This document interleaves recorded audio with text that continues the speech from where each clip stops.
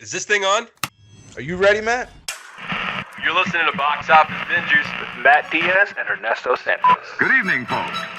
We have a wonderful evening's entertainment lined up for you. We know each other. He's a friend from work. Box Office Bingers. And the only way that I know how to do it is to find you a bloody good dump. He's my friend. I don't have friends. I got family. I can do this all day. You know, if you put your mind to it, you can accomplish anything. You know, I don't remember the last time we had a doubleheader ready here on Box Office Bingers, but it seems like both times were unintentional. Matt, kick us off. What are we reviewing this week?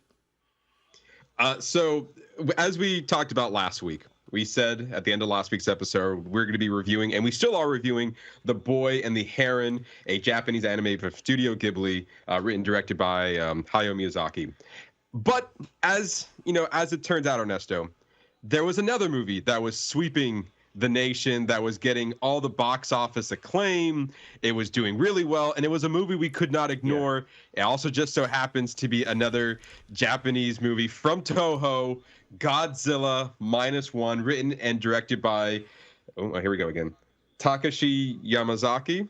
Did I get that right? Yeah, we got it. Okay, I got the thumbs up. Okay, good. We got it right. Yeah, this movie was sweeping the nation.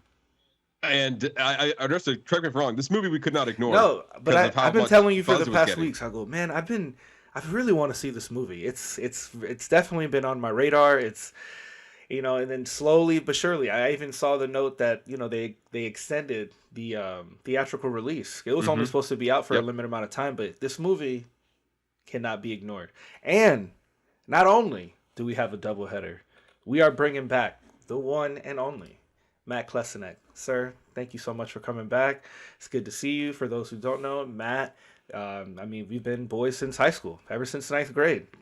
We've been kicking it. And, it's good to see you, man. I'm glad that we can get you on. You can come on and hang out with us, and you can talk to us about what you got going on with your podcast. And I can't wait to dive into these two movies with you, man.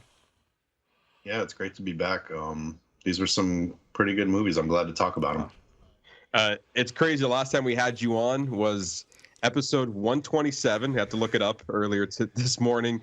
We talked about Akira, so I think it's very fitting that now a year and a half later, we brought you back on. We're talking about these two movies. Again, we had billed this as this is going to be our last foreign film of the month. We have two foreign films we're going to be talking about now. It's great to have you on. It's been a while since I've seen you. Your hair has grown. Fantastic. Like I said, you hopped on. I was like, whoa, that's not the same guy, is it? But yeah, and what's crazy about these two movies in particular, and quickly just talking about the box office, is that The Boy and the Heron got $1 at the box office. It was very slow for U.S. releases. And so The Boy and the Heron sorts #1, collecting a record-breaking $12.8 million domestically and a total of $84 million worldwide because the movie was first released in Japan. It became the first original anime production to top the domestic box office, which is crazy, by the way, as well as now, also talking about Godzilla -1, it continued its hot streak. It did very well opening weekend, making $11 million. In its second week, it got another 8.5, which is also crazy that it only dipped down by $3 million. Collectively, domestically, it has $23.5 million domestically, making it the highest-grossing live-action Japanese film to be released in the U.S. Also nuts. It's... Well, it's and as we're gonna talk about later, you're gonna find out why, because there is most definitely a good reason why, and I can't wait to get into all of that with you guys. But before we dive into all of that, and before we get into what you're watching, Matt, it's been a while since we've spoken to you, so we kind of want to update. We know about your podcast, Boards to Buckets. Any updates on what you've been doing and how the podcast has been doing? Yeah, I mean was it like 2 or 3 years into it now? So it's going good. I don't think, maybe last time we spoke, we might have still been on Twitch. We had been doing the Twitch route with just kind of like hanging around for the game and talking about it live. We've since moved to a new streaming platform called Watch Playback. And it's pretty much like Twitch, but unlike Twitch, they actually have the rights to use TV broadcast licensing. So when they first came out in beta, we were able to watch, basically, if it was on TV, we could stream it live and, you know, discuss. And, you know, it'd be pretty much like any stream. You have people on stage talking and a chat. And, but then they worked out a deal to become an official NBA affiliate. So now it's pretty much limited to NBA League Pass, but they're kind of using that as their proof of concept so that they can, you know, lock down some other deals with other, you know, TV rights and stuff. So right now it is basketball, which it works for us because we are a basketball stream.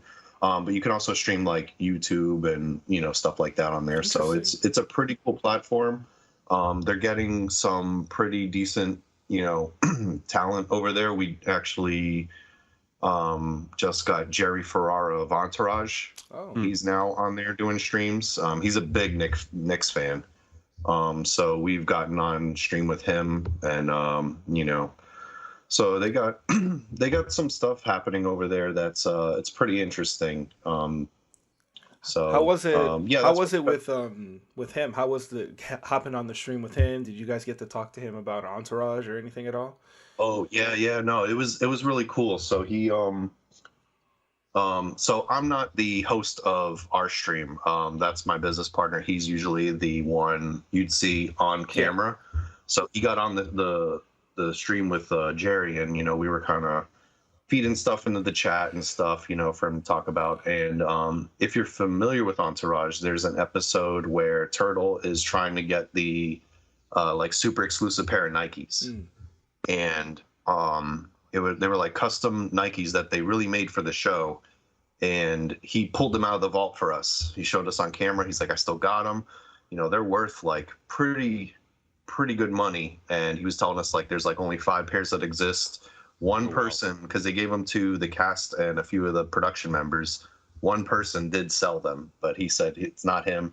He still got them. So yeah, you know, we got to talk. He shared some stuff from like doing Entourage and stuff like that. He's done a few movies as well. So I kind of was asking him, you know, what do you like more, making TV shows or movies? And, you know, he kind of likes TV a little more. So he's really cool. You know, and it helps for us. He's a basketball fan because we're basketball centric. So, and just so happens that Entourage is, I mean, maybe not for everybody, but for like me, my friend and stuff, we love Entourage. So this was like the coolest thing ever. Yeah, exactly. It was a great show. Now for your guys' podcast, like what kind of commentary do you guys provide for it? And like, what is there a specific team that you guys follow, or you kind of just all like the league overall, or do you have like a game like you have like a game of the week? Well, so we primarily cover all NBA. We'll throw on a game. It could be Indiana versus Atlanta. You know, we're not fans of either team, but we're just NBA fans. Me personally, my business partner, everything, we're Heat fans, but we try not to let that bias show because we want to cover all of NBA. We do have, it's kind of like a network, so we do have a few other hosts that work with us for their own sub-community. So we do have a Sacramento Kings kind of brand. So it's a small market team. It's, you know, outside of the internet, I could not find 5 people who are a fan of the Sacramento Kings in real life, but on the internet, you do find these people. So we got a good community going for that. We have stuff for Chicago Bulls. And we do have a sub community for WNBA. So if you are into that, we do have that. And we cover all basketball in general. So anytime there's a game on, we don't really do every single game because in the NBA there's like 82 games a season. It's a lot. But the big one we just finished covering was the in-season tournament, which was the final was Saturday. So first ever kind of thing happening in the league. So big thing. But yeah, we try to cover all NBA. So are you more commentating on the game while it's happening, or are you talking about it before and after, or a little bit of both? It's a mixture. So we'll, the struggle right now is that you have to have League Pass yourself to be able to watch the stream with us.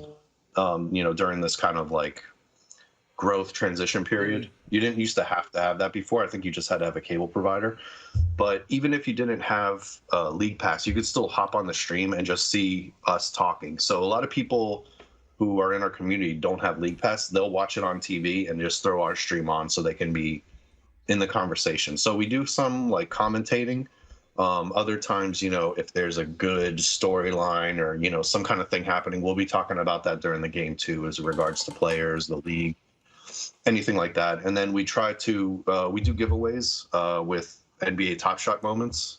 So we'll do like games within the stream. We'll do a 3-play game where you kind of put down make, miss, turnover, and it's just kind of you're predicting what the next 3 plays in the game are. Okay.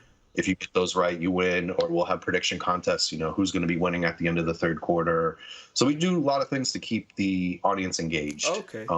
Have you had anybody actually call like that 3 plays, like actually call exactly what was going to happen? Yeah. That's wild. It's kind of tricky because you don't know at what point we're going to start calling those plays. So it's not like if you're watching the TV broadcast and you're like 3 minutes ahead that you're going to know which ones to pick, because there's no guarantee that we're going to pick it on the plays that you saw. So there's still an element of like randomness, and it's not like anyone can really like game the system. Oh, true. Okay. Well, that's still pretty cool though. Yeah, it also offers a fun way for people to be engaged throughout your stream. Right. Yeah. We try to do that. We have a pretty good community of regular members, but we're trying to expand. We just had our merch store go live this weekend with the in-season tournament. So we've been working on a few things. As far as merch, I showed Ernesto a bit of that a few weeks ago, like the preview. So we've been just working on trying to get, our brand out there. And so did you design the merch? Yes. You did? Yeah. So my friend is the host. He's, kind of runs the community, but I'm on the back end. I do all the graphics. I do illustrations, stuff like that. So a lot of my designs you'll see in the clothing and, even just the logo and the branding and stuff. That's pretty much what I do there, all like behind the scenes stuff. So this logo we're looking at right now, that's also you? Yes. Fantastic. It's very, you said, not pointing it out though, I'm just saying that you said you're primarily a Heat fan. This logo, even though it's not biased, it does look a little bit like the Heat logo. I'm just putting, I'm not denying it. I'm not mad at it. I'm also, even though I don't follow as much as I would like to, I'm also a Heat fan. I grew up with the Heat. Okay. So, go Miami. Actually, I am going to next month, actually. Oh, nice. I know my brothers don't listen, but that's their Christmas gift for going to a Heat game. So if they do happen to listen for whatever reason, I'm almost confident they're not going to be listening to this right now. But if they are, then they just found out their Christmas present. You gonna watch them play the Magic? No. I get it, but the Magic are actually kind of decent this year. Are they? Okay. Yeah, they might be worth checking out. Look towards the playoffs. You might see them make a surprise run. You never know. Wow. We're actually going to go see them play the Hawks. Okay. Yeah. So I'll try to pick a game that worked out for us and also with not that bad of a team to go watch live. Yeah, not bad to see Trae Young. Yeah, exactly. But aside from that, Ernesto, thank you for pulling up the merch store. Are these the old line? Which was the new line you just put out? This is everything. We just everything. All okay. Stuff. Yeah. We're gonna be trying to do like seasonal stuff. But not all this stuff is me. It was a partnership between a few people trying to get this thing together. But anything like with those polygon designs or the B2B stuff, we're kind of we're technically official content creators for NBA Top Shot.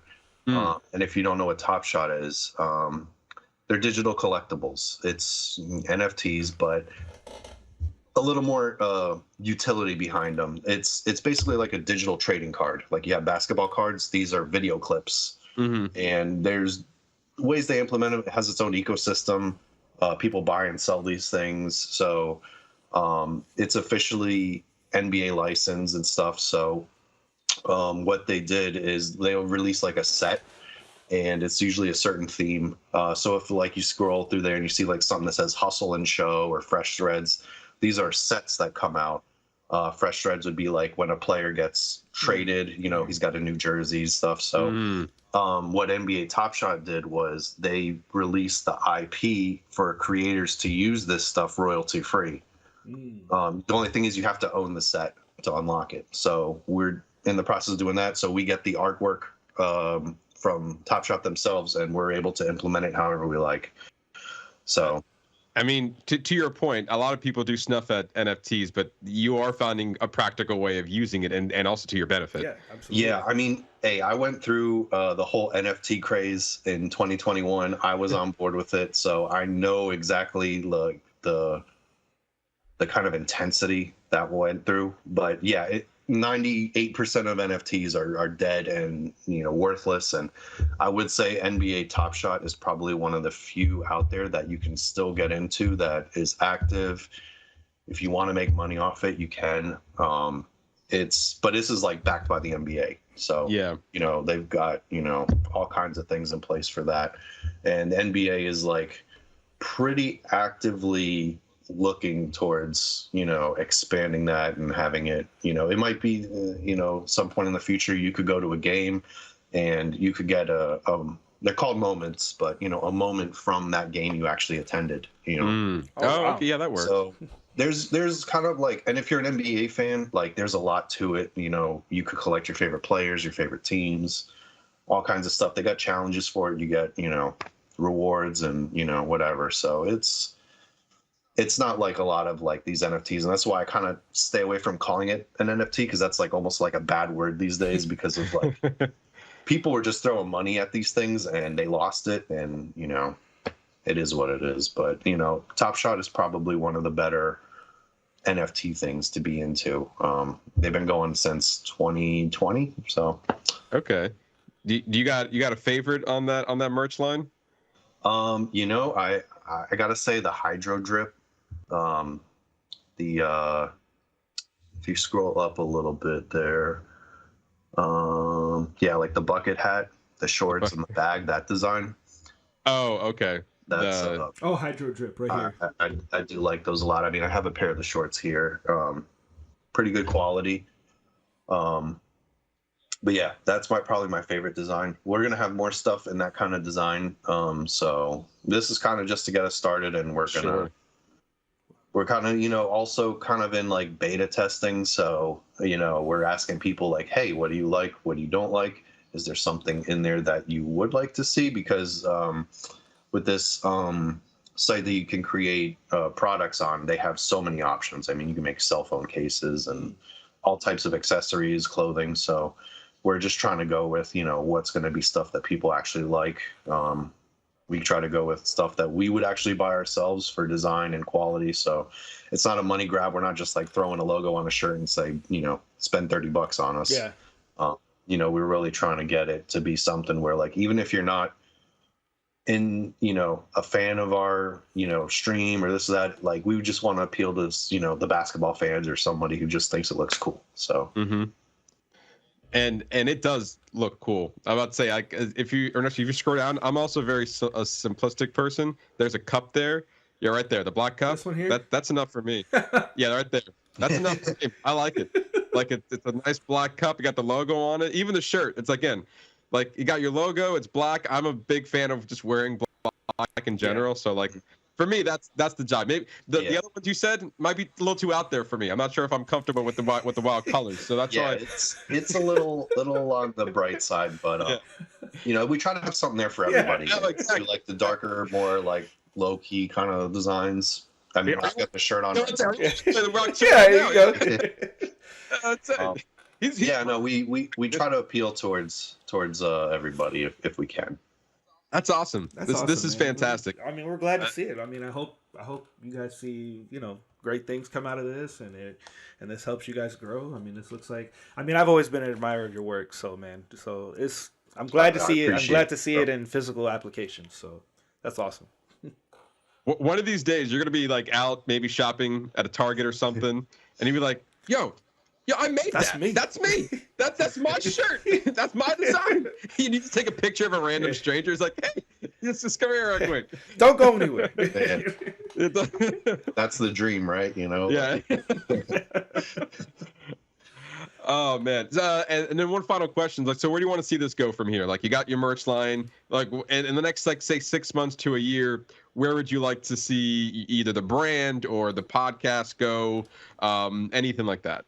I mean, I would like to see it where it's, making some profits to where, I don't got to have a regular job anymore. That would be that's my ultimate goal. As far as like clothing and stuff, I personally want to have a basketball jersey, like a high quality basketball jersey. I think that would be super dope. But other than that, I just want to see our community expand. We're trying to grow. It's not always easy. But we're trying other things too. I mean, we're such a big community as far as like what we cover, because you got, we're not team specific, so we have the stream. We also do video games, NBA 2K. If you're a basketball fan, we have a community just for playing 2K. So it'd be cool to have, a little more of that stuff. We're trying to find ways to integrate that as far as a stream, streaming like game nights or something like that. So, I mean, it's something that takes time. It takes growth. But 6 months to a year from now, I would love to see it, as like a full on like business. That's where I think we're trying to end up. I mean, we treat it like a business. So, I think, we'll get there. It's awesome, man. I mean, I'm wishing you guys the best. I mean, honestly, whatever we can do to get the word out there, we'll be here. We're glad to help you out. Yeah, I mean, I'm all for collaboration. I mean, that's really how our community came about, because I'm in South Florida. My friend, who's my business partner, he's in Chicago. We grew up on the same street, but like we're all like, kind of spread out in California and Pennsylvania, all working on our team together. So it's kind of challenging, but it's kind of cool that you can create something with like people you've never even met in real life for the most part. It's just, a community coming together to build itself. So, I mean, that's the power of the internet, right? Yeah, very seriously. True, very true. I mean, obviously we're here now. We know about that. For those who want to follow you guys and watch your stream, just tell them where they can find you. So right now we don't have a website, like a homepage. We are working on that. But if you want to find us on Twitter, or X as it's known these days, it's at boards, 2 buckets.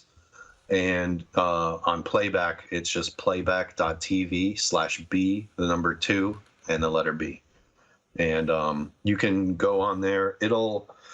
Usually we have a schedule on, so you can see when we're streaming next. Oh, okay. It'll tell you like the game, the time, and everything. So if you go on there, you make an account, you follow our room or whatever. We have a Discord too. We're pretty active on, so we'll drop announcements there and stuff. But I know not everybody does Discord. So Twitter is probably the best thing. We usually post our schedule there, when we're live and stuff. So those are probably the 2 primary ways to find us. I'm working on the YouTube channel, but that is not live content. That's more or less like just stuff from our live shows. So you could check out the YouTube. It's, Boards to Buckets. But if you want to catch us live, Playback is where you need to go. And if they want to buy the merch, where they go? Merch is b2b-store.com. Or no, I'm sorry, b2b-merch.com. Right. Fantastic. Yeah, we wish you luck on everything that you've been doing so far. So far, from at least from the last update we've had from you, a huge improvement. Yeah, sounds like a lot of growth. A lot has happened. Been doing a lot of grinding. Yeah. And, it never stops. Yeah, it really doesn't. It doesn't stop. But yeah, so with that, now we're going to be diving into a fun segment we like to call What You Watchin'. And so, Matt, we're going to be going right back to you. What are you watching? Let me see. So this is a lot of stuff. I've actually just been like recently finishing up a lot of shows or movies. I'm not really a big show person just because of the time commitment. I prefer movies, but I've been finding myself watching some shows. Scavenger's Reign on HBO Max. That just wrapped up recently. Highly recommended. It's animated sci-fi, and it's only like 12 episodes, so pretty easy watch. They're like half an hour each, but that was great. I've actually heard a little bit about this show. People were calling it like amazing animation and like deep storytelling. Mm-hmm. Is that all true? Yeah, absolutely. And it's a really simple premise, and without spoiling anything, it's just basically the crew of like a cargo ship or whatever gets stranded on a planet, and they kind of basically just got to survive and get off the planet. And it's just the planet itself is like its own character. It's just so unique. They really took a lot of time into creating like unique animals and plants and the ecosystem to where it really feels like it's alien. It's almost like kind of like how Avatar's world is. You know, it looks similar, but there's so many things different about it. So can't say enough good things about it. Really good animation. The story is pretty good. There might be a second season. I don't know. But even if there wasn't another season, it's a great watch. And 12 episodes, I mean, you could get that done in a weekend. I really loved it.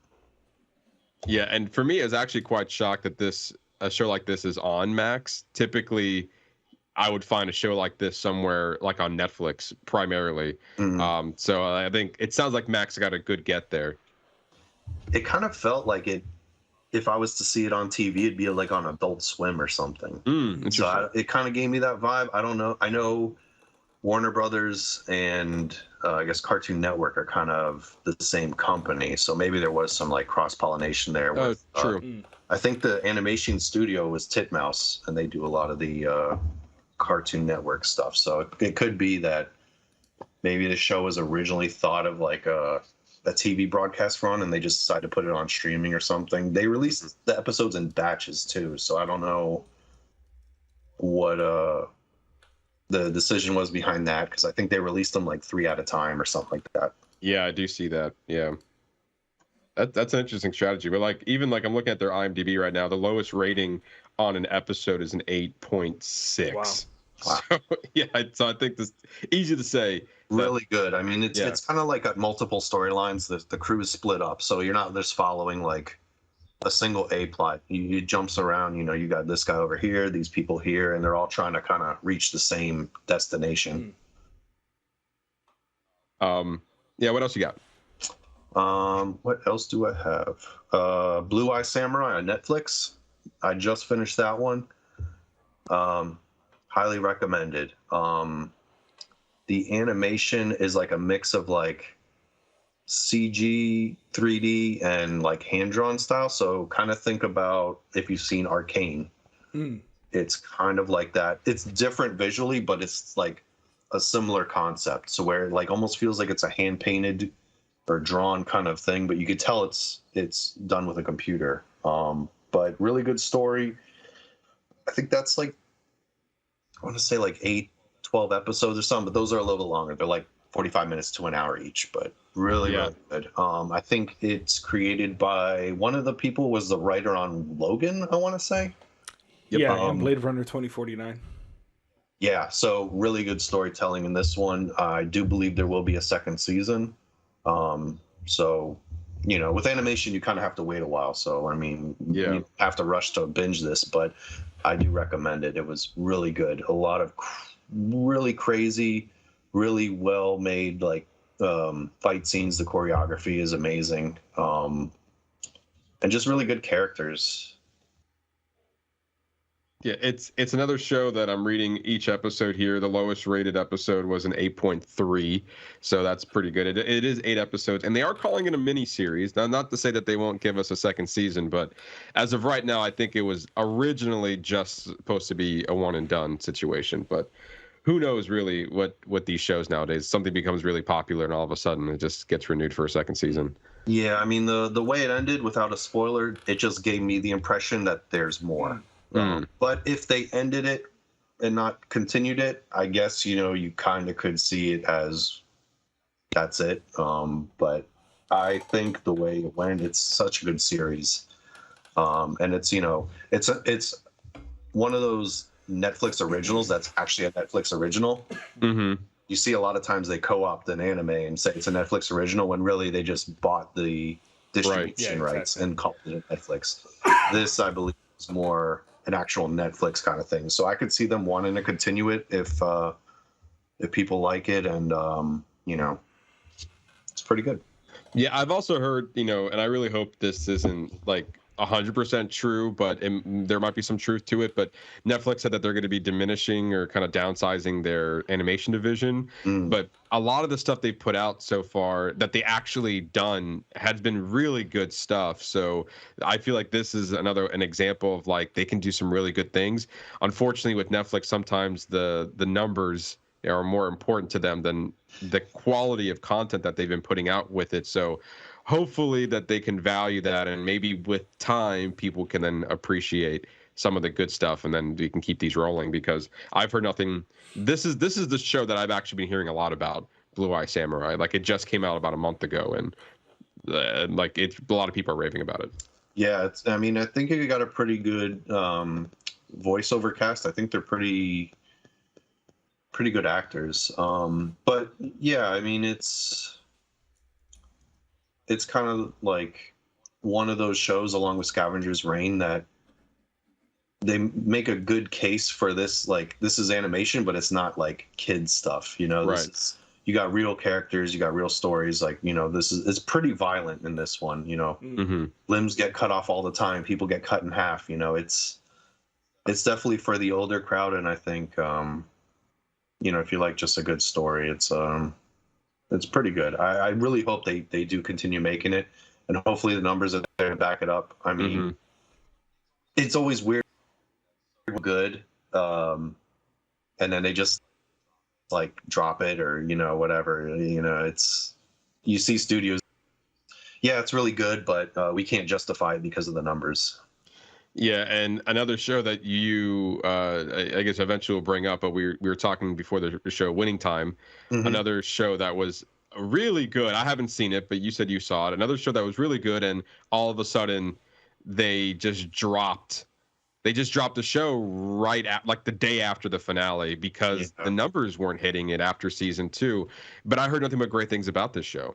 It's really good. I'm a basketball fan, so this kind of was like what I'm into, but I think even if you're not, it's still a pretty good story. I think the casting was really good. Is that John C. Reilly?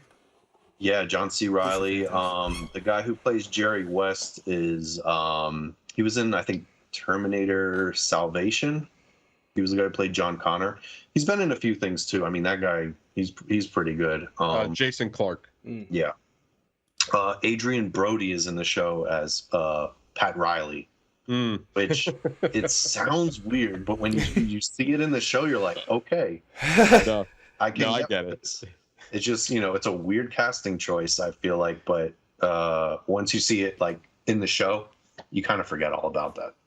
But yeah, the way it ended was very disappointing.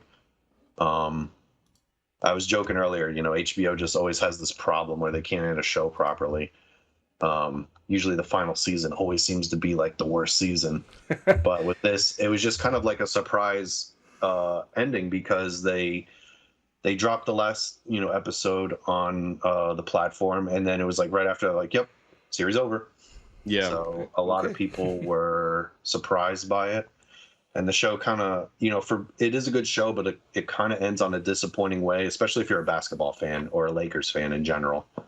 But it's still worth a watch. It's not very long, 2 seasons, and I think it's 8 episodes on the second season or something like that. So, 10 on the first and 7 on the second. Okay.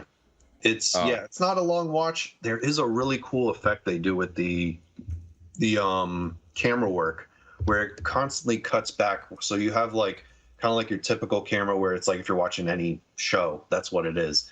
But then it'll cut mid scene into a found footage type with the effects of the 70s, 80s kind of cameras and stuff. So that switches all the time, whether it's dialogue or they're playing basketball, you see these cuts. So it kind of has a feel of a home movie in some aspects, and then just like a regular show in others. So it's not something I've really seen done. Maybe here and there in a movie or something, but it gives it a unique look. And if I'm not mistaken, I've also heard, and I saw some behind the scenes footage, and this is what actually got me interested in wanting to watch this, even though I haven't yet, is that they have a guy on roller skates with a camera, and he's following the action to make it more of a fluid, you are actually on the court, in the game. I thought that was a really cool effect that they did, especially for the cinematography for the show. Yeah, they'll have a scene where everybody's on the court and the camera's just zooming in between people around and following the ball, and it's just a guy on a skate with the camera. Yeah, I mean, the amount of timing that it takes to just execute something like that, you have to know ball position, you have to know where people are going to be on the court, you have to predetermine your path. There's a lot that goes into that, so that's pretty incredible. I assume just from just thinking about it, where that's probably going to be harder to choreograph than a fight scene. Yes, it just because. A fight scene, it's maybe a few people, maybe it's a crowd, where you're fighting 20 people up, but everyone knows where they got to be. But when it comes to sports, I mean, you got to have the guy be able to throw the ball in the same way every single take, and there's a lot more to it. So I mean, it's pretty impressive. It really is. And so also to the next show you wanted to talk about, you said that you weren't always satisfied with the ending. Last time we spoke about Succession with Ernesto, he said that he loved the ending. Are you insinuating that the ending was not as good because it was a final season, it was from Max? Personally, for me, it was kind of shocking and in a way satisfactory, but also not. I don't want to spoil it for anyone who hasn't seen it because it is still. I mean, it ended earlier this year, but it's still. We don't have to. Matt hasn't seen it, so we can talk about it without giving everything big points away. But I could take off my headphones. I don't want to hear it because I want to make you watch the show. So I need you and whoever else hasn't watched it yet to detract you from not watching it because it's a hell of a show. The ending, a lot of people were not satisfied with. I was okay with it. I'm it feels like it fits, but it was kind of controversial at the time. I don't know if you, Ernesto, heard about the kind of the spoiler they dropped for the final season. No, see, because I still caught it late because I didn't watch it as it was airing.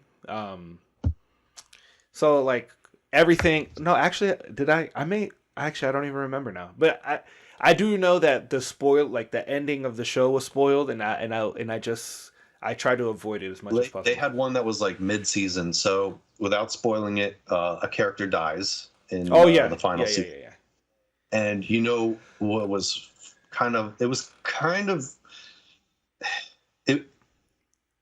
it makes sense from the marketing standpoint, but as a fan, if you did not watch the episode that night, the next day you were getting spoiled because I think they took an ad in the LA Times or something saying RIP this person. Oh. And treated it as if it was a real thing.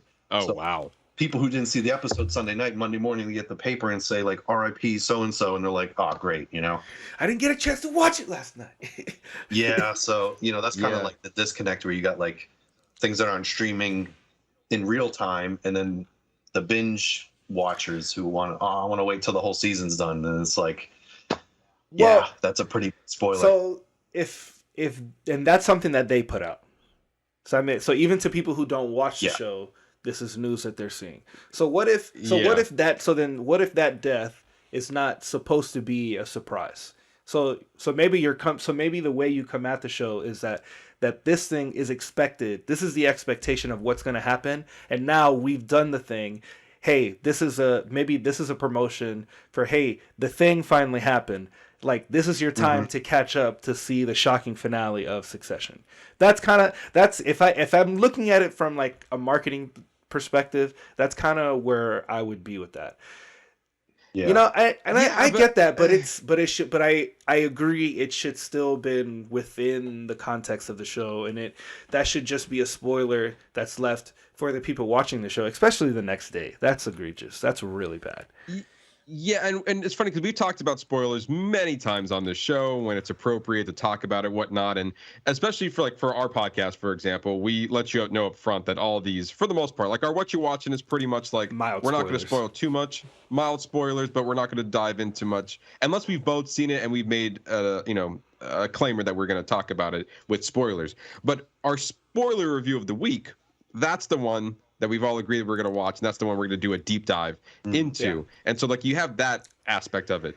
But when it comes to, like, seeing stuff live, for me, I feel like if I know that this show is on my feed a lot and it's going to get spoiled for me, I need to prioritize it for the sake of my own viewing. Yeah. That's not fair. And that... It's not fair. You're right. It's not fair at all. And I feel like, for me, like, Marvel content comes through my feed all the time. And especially with Star Wars as well. So when I was watching Loki and Ahsoka, I knew that around halfway, like, if I haven't started the show halfway yet, like, I think it was episode 4 for Loki when something big happened, and I was like, okay, now I need to watch it because it's about to get spoiled for me. And the same thing for around Ahsoka. It's something big happened around episode 4, and I needed to watch it at that point. And then I made it a point, for the sake of my own viewing pleasure, to watch it when it dropped, or else in a few hours someone's gonna spoil something for me. And it's, for me, like, I'm gonna be mad at it. It's like, oh, come on, guys, but, like, I can't be too mad at it because, you know, that's just the name of the game. Like, if I really didn't want spoilers, I would have stayed off social media. Sure. Yeah.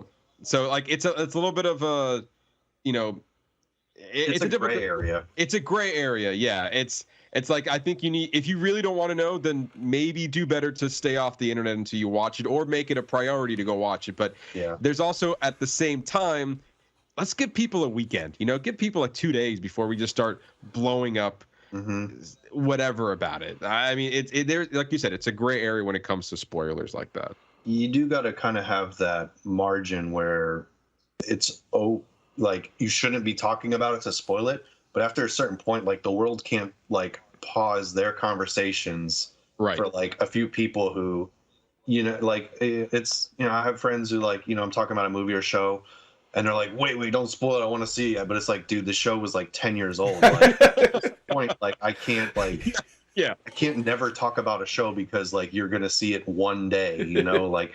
But alternatively too, like, Breaking Bad, that finale was huge. And at that time, I hadn't seen the show, and I kind of wanted to. And it happened around the time the finale, and everybody on the internet's talking about it. And, you know, fair enough. I'm not even watching the show, but I'm like, well, now I know how it ends. I literally waited a whole year to watch this show after the finale, so I kind of forgot, because it's like, you know, you don't want that kind of, like, affecting, like, why am I going to watch 7 seasons of a show when I know how it ends? Yeah. Right. Yeah. That is also a tricky situation as well. Like, for me, just a quick example was like The Sixth Sense. I knew for years what the ending was for The Sixth Sense. Like, I'd never seen the movie, but I knew that ending because everyone talked specifically about the ending. And then when I finally watched the movie for the first time, because it's like, oh, this is one of those movies you got to see, right? I was watching it for the first time as if I watched it the second time, because I already knew the punchline. I already knew what the ending was going to be. So I was like, oh, yeah, Bruce Willis, there he is. Yep, and there's that, and there's that. Okay, all right. Well, there's that. That was the end of the movie. Yeah. So, do you think, like, if you didn't know the ending, that it would kind of surprise you more, or is it kind of like, I kind of saw that coming? I think there would have been a little bit of a surprise factor too, but at the same time, like, I didn't really care for the movie in general. I think mainly because the ending was already spoiled for me, to be honest with you. Like that, I think a lot of people were talking about it because they didn't see it coming, and because I knew about it, it was like, okay, now I'm watching the movie, you know, for what it was supposed to be. Like as you watch a movie a second time, you're just like catching the there's that, there's this, and you're like, okay. But yeah, either way, it's like the movie was fine. It was just fine. And so like I will say that it hindered my experience. Without you guys spoiling it too much, you said there was a death. I can pretty much put pieces together based on all the stuff that I had seen from Succession. And the name of the show is called Succession. Yeah, exactly. Yeah, it's like a death makes sense. And even looking at the posters, like, I think I can pick out who. Yeah. I don't know. I mean, if I had to put my money on one, I wonder who. That's pretty much how the show even starts off. So I mean, right. And so like, there's that aspect of it where it's like, okay, it's like, am I shocked by that? No. By the time I start this, will I forget about it? Maybe. Well, I would say it was shocking within that season because there's no foreshadowing or any. True. Like it just like the episode starts and it just like it was one of the best episodes, I would say. But it's not like you were like warned like, oh yeah, maybe it's gonna happen in the next episode, and it wasn't even the finale. It happened like in the like second or third episode of that season, and they're left with the rest of the season to kind of navigate the aftermath. So it did kind of catch a lot of people off guard just because of the way they dropped it and the timing. But yeah, I mean, I'm pretty sure you could guess who it would be. But narratively, I think it worked out because there was still so much to explore within the family and what, like, actually giving us the time to, like, really go through the downfall, to see what we've been building for. Now this is Endgame. Like, let's see the actual fallout and see what actually happens. And I think it doesn't take away from the ending. But then looking back, you can tell that they set up that ending like almost right from the beginning. So like it really, the ending just really plays to how strong the writing is on the show. Yeah, I think amazing. Yeah. For me, when it comes to this particular spoiler, that one for me is not much of a spoiler. It's the aftermath. So you already know you already know how it ends, right? Well, no, I don't. Okay, know then no. How I don't know who the succession is. Let's put it that way. Okay, good. That part I don't know, and I think that's the important part of this whole story. Yes, I agree. I think that spoiler is important, but this one is the actual most important spoiler. So at least as long as that by now, if that one hasn't been spoiled for you, you should be okay because nobody really talks about it anymore. Yeah, because it was a while ago, and that's also to your point, Matt. That's the tricky part. It's like I just need to get by the initial talk. Yeah. Because once it's over, like it's done. No one's talking about it anymore, and then we can now move on with the rest. Like I'm in the safe zone now. I can watch this whenever I want, and it's okay. Yeah. So. Like for me, that. Yeah, I think it depends on what it is too. Because like something like this, like if you're not within the orbit of that show, you probably wouldn't find out. You probably wouldn't care. But then you got something like when Infinity War dropped. Dude, you had to see that movie that weekend, or otherwise you are done. You cannot like. True. You know, like skip that kind of thing without hitting a spoiler. That would have been a pretty big one. Same with like maybe not Endgame as much, but like I remember Infinity War. I was like that Friday. I'm like, phone is in airplane mode all day. I'm not like nobody is spoiling this for me by accident because like, oh dude, did you see the movie when so and so? Like just like I'm not gonna like I will personally find whoever spoils this movie for me. But then you have friends. But then you have friends who find enjoyment in purposefully spoiling it for you to just like ruin your day. Yeah, no, we don't be friends with those people. That's not nice. Or you have the people like I like to go to a movie. If it's a movie I'm particularly interested, I don't want to know anything about it. I like to be surprised. I like to, sometimes your expectations are like so low going in because you're not expecting anything that it exceeds them.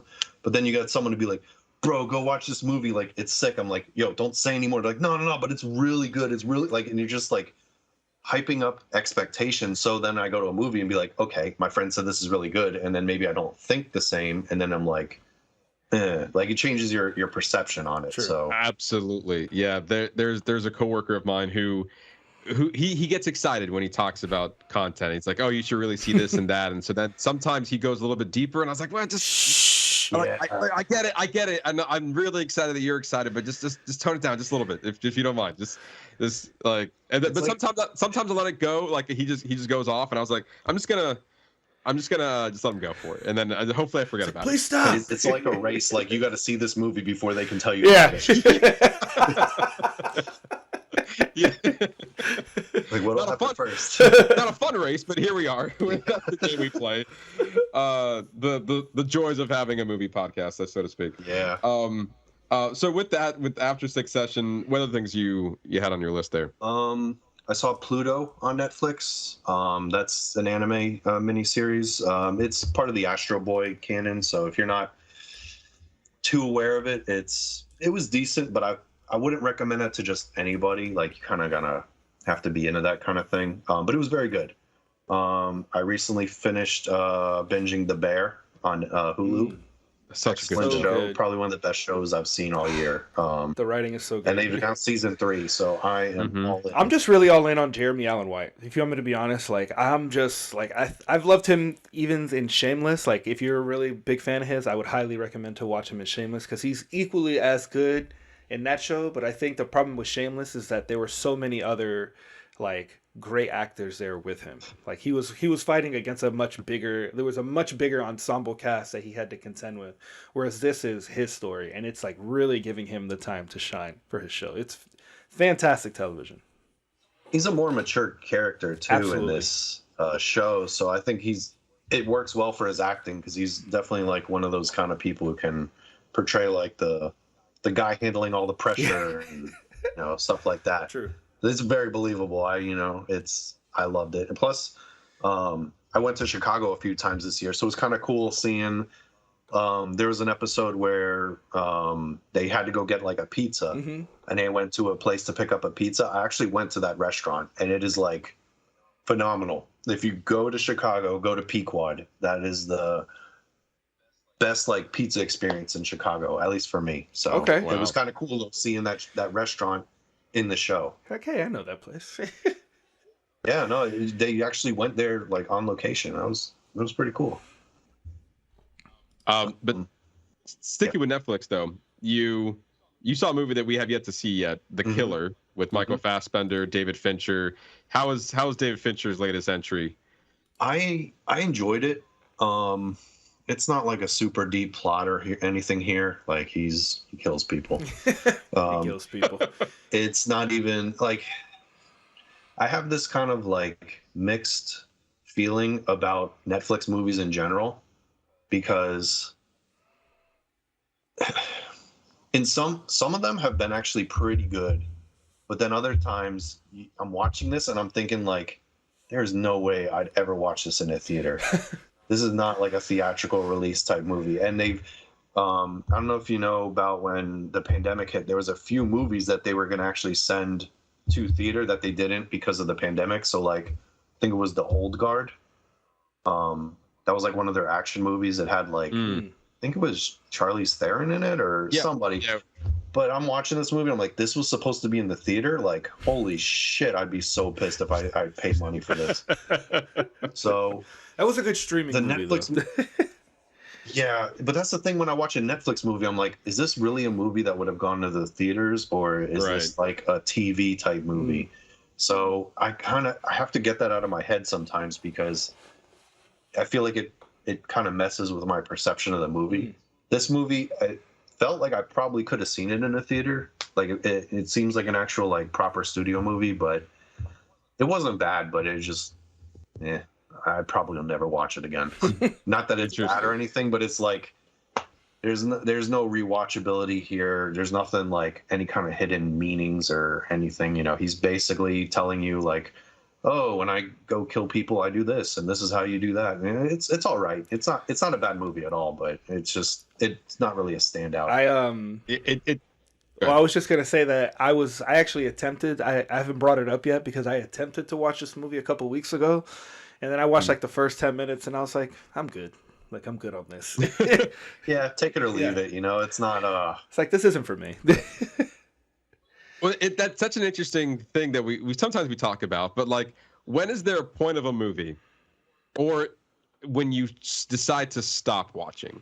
Like, is the 10 minutes? Did you go away too soon, and the best is yet to come, or like, is there a responsibility from the filmmakers to be like, you gotta hit a certain point for you to be like, hey, this is worth sticking around. It's going to pay off in the end. Or sometimes when you make that decision, be like, I want to see how this ends. And then you're like, well, that wasn't worth it. Seeing as how it played in select theater, it was meant for theaters and Netflix. I think I should have seen this movie in the theater, because then I would have felt more obligated to finish it. But it was just too slow. And I think in a theater environment, in the dark and in the quiet, that I'm more likely to hone in on that kind of content. There's not enough happening for me to watch at home in streaming.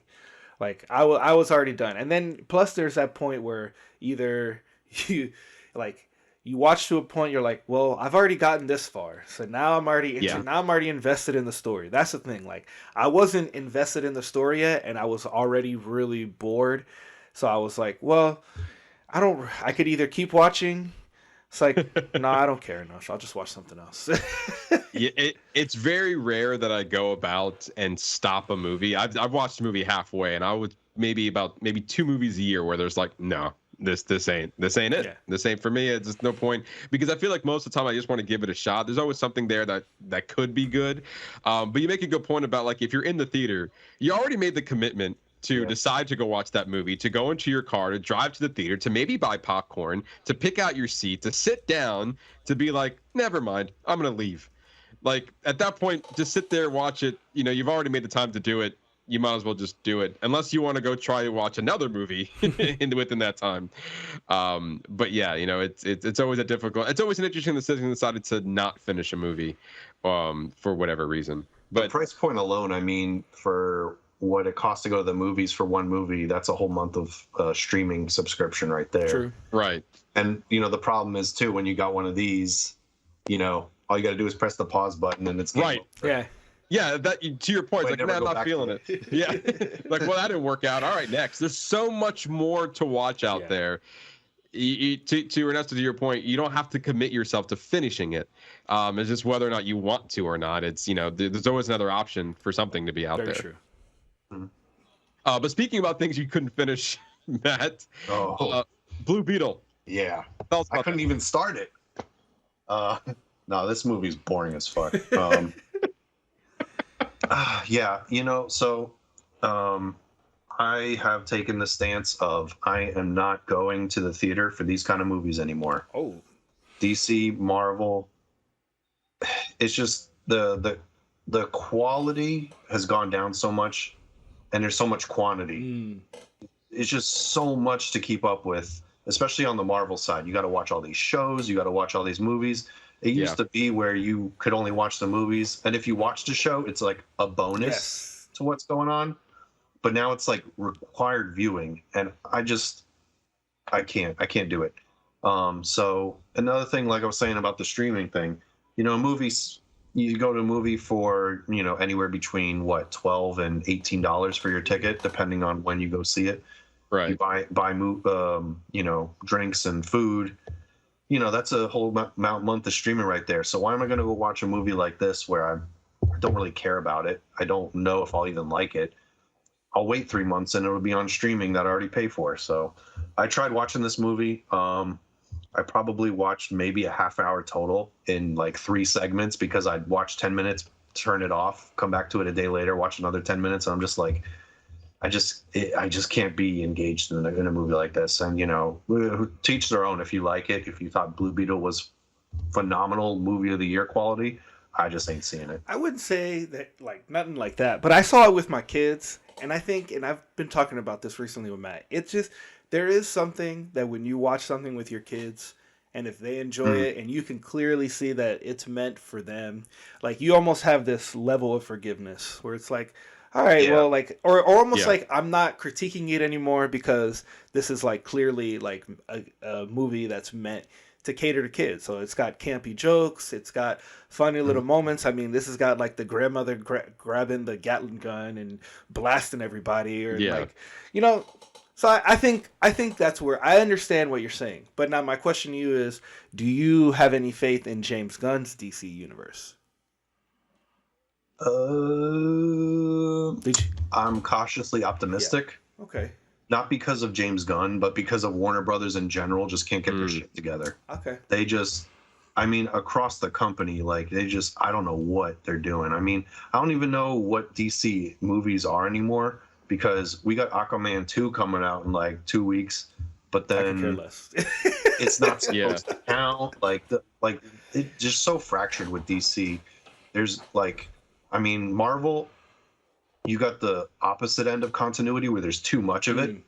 There's like so many things that are interconnected, and DC's the opposite, where like nothing's connected, but maybe it is. Maybe we'll see in 3 years. Like so I would like to think that James Gunn, having worked with Marvel, kind of has a vision and can kind of like take his experiences to be like, I know how to build this. I know how to put these pieces together. I mean, I don't know how much power he has. Like, can he recast Superman? Can he recast Wonder Woman? Like, I mean, what's going on with Batman? Like, you know, it seems like they change his day to day at Warner Brothers. Sure. I just don't know. Yeah, it's interesting with a lot of things you just said. Primarily, the first one I want to bring up is like deciding what movies to see in theaters and what to wait for streaming services, and the cost of having a streaming service and actually keeping it, because some people do forget sometimes that you can't cancel it if you don't want it anymore. But if you want to keep having it, and you might as well just wait for it to come on a streaming service that you're already paying for, and you don't mind waiting for it, and also talking about spoilers, and if that doesn't hit your radar, then yeah, why not? I think that's the biggest struggle with TV. I'm sorry, with the theaters nowadays, is that the movies get to streaming so quickly that you're not, aside from a mandatory you have to see this in theaters experience like Barbie and Oppenheimer was earlier this summer. Those are demanding people to go watch this movie into the theater. I would argue even Godzilla, they've been making a great case to go watch this movie in the theaters. But there's a lot of movies now that's just like, well, I have Disney Plus. If I can wait 3 months, Guardians is going to be there. So why go to the theater and watch it when I'm already paying for a service? It's a valid excuse. But some people just like going to the theaters, like Ernesto and myself, and we don't mind doing that and doing both. It's just that's not for everybody.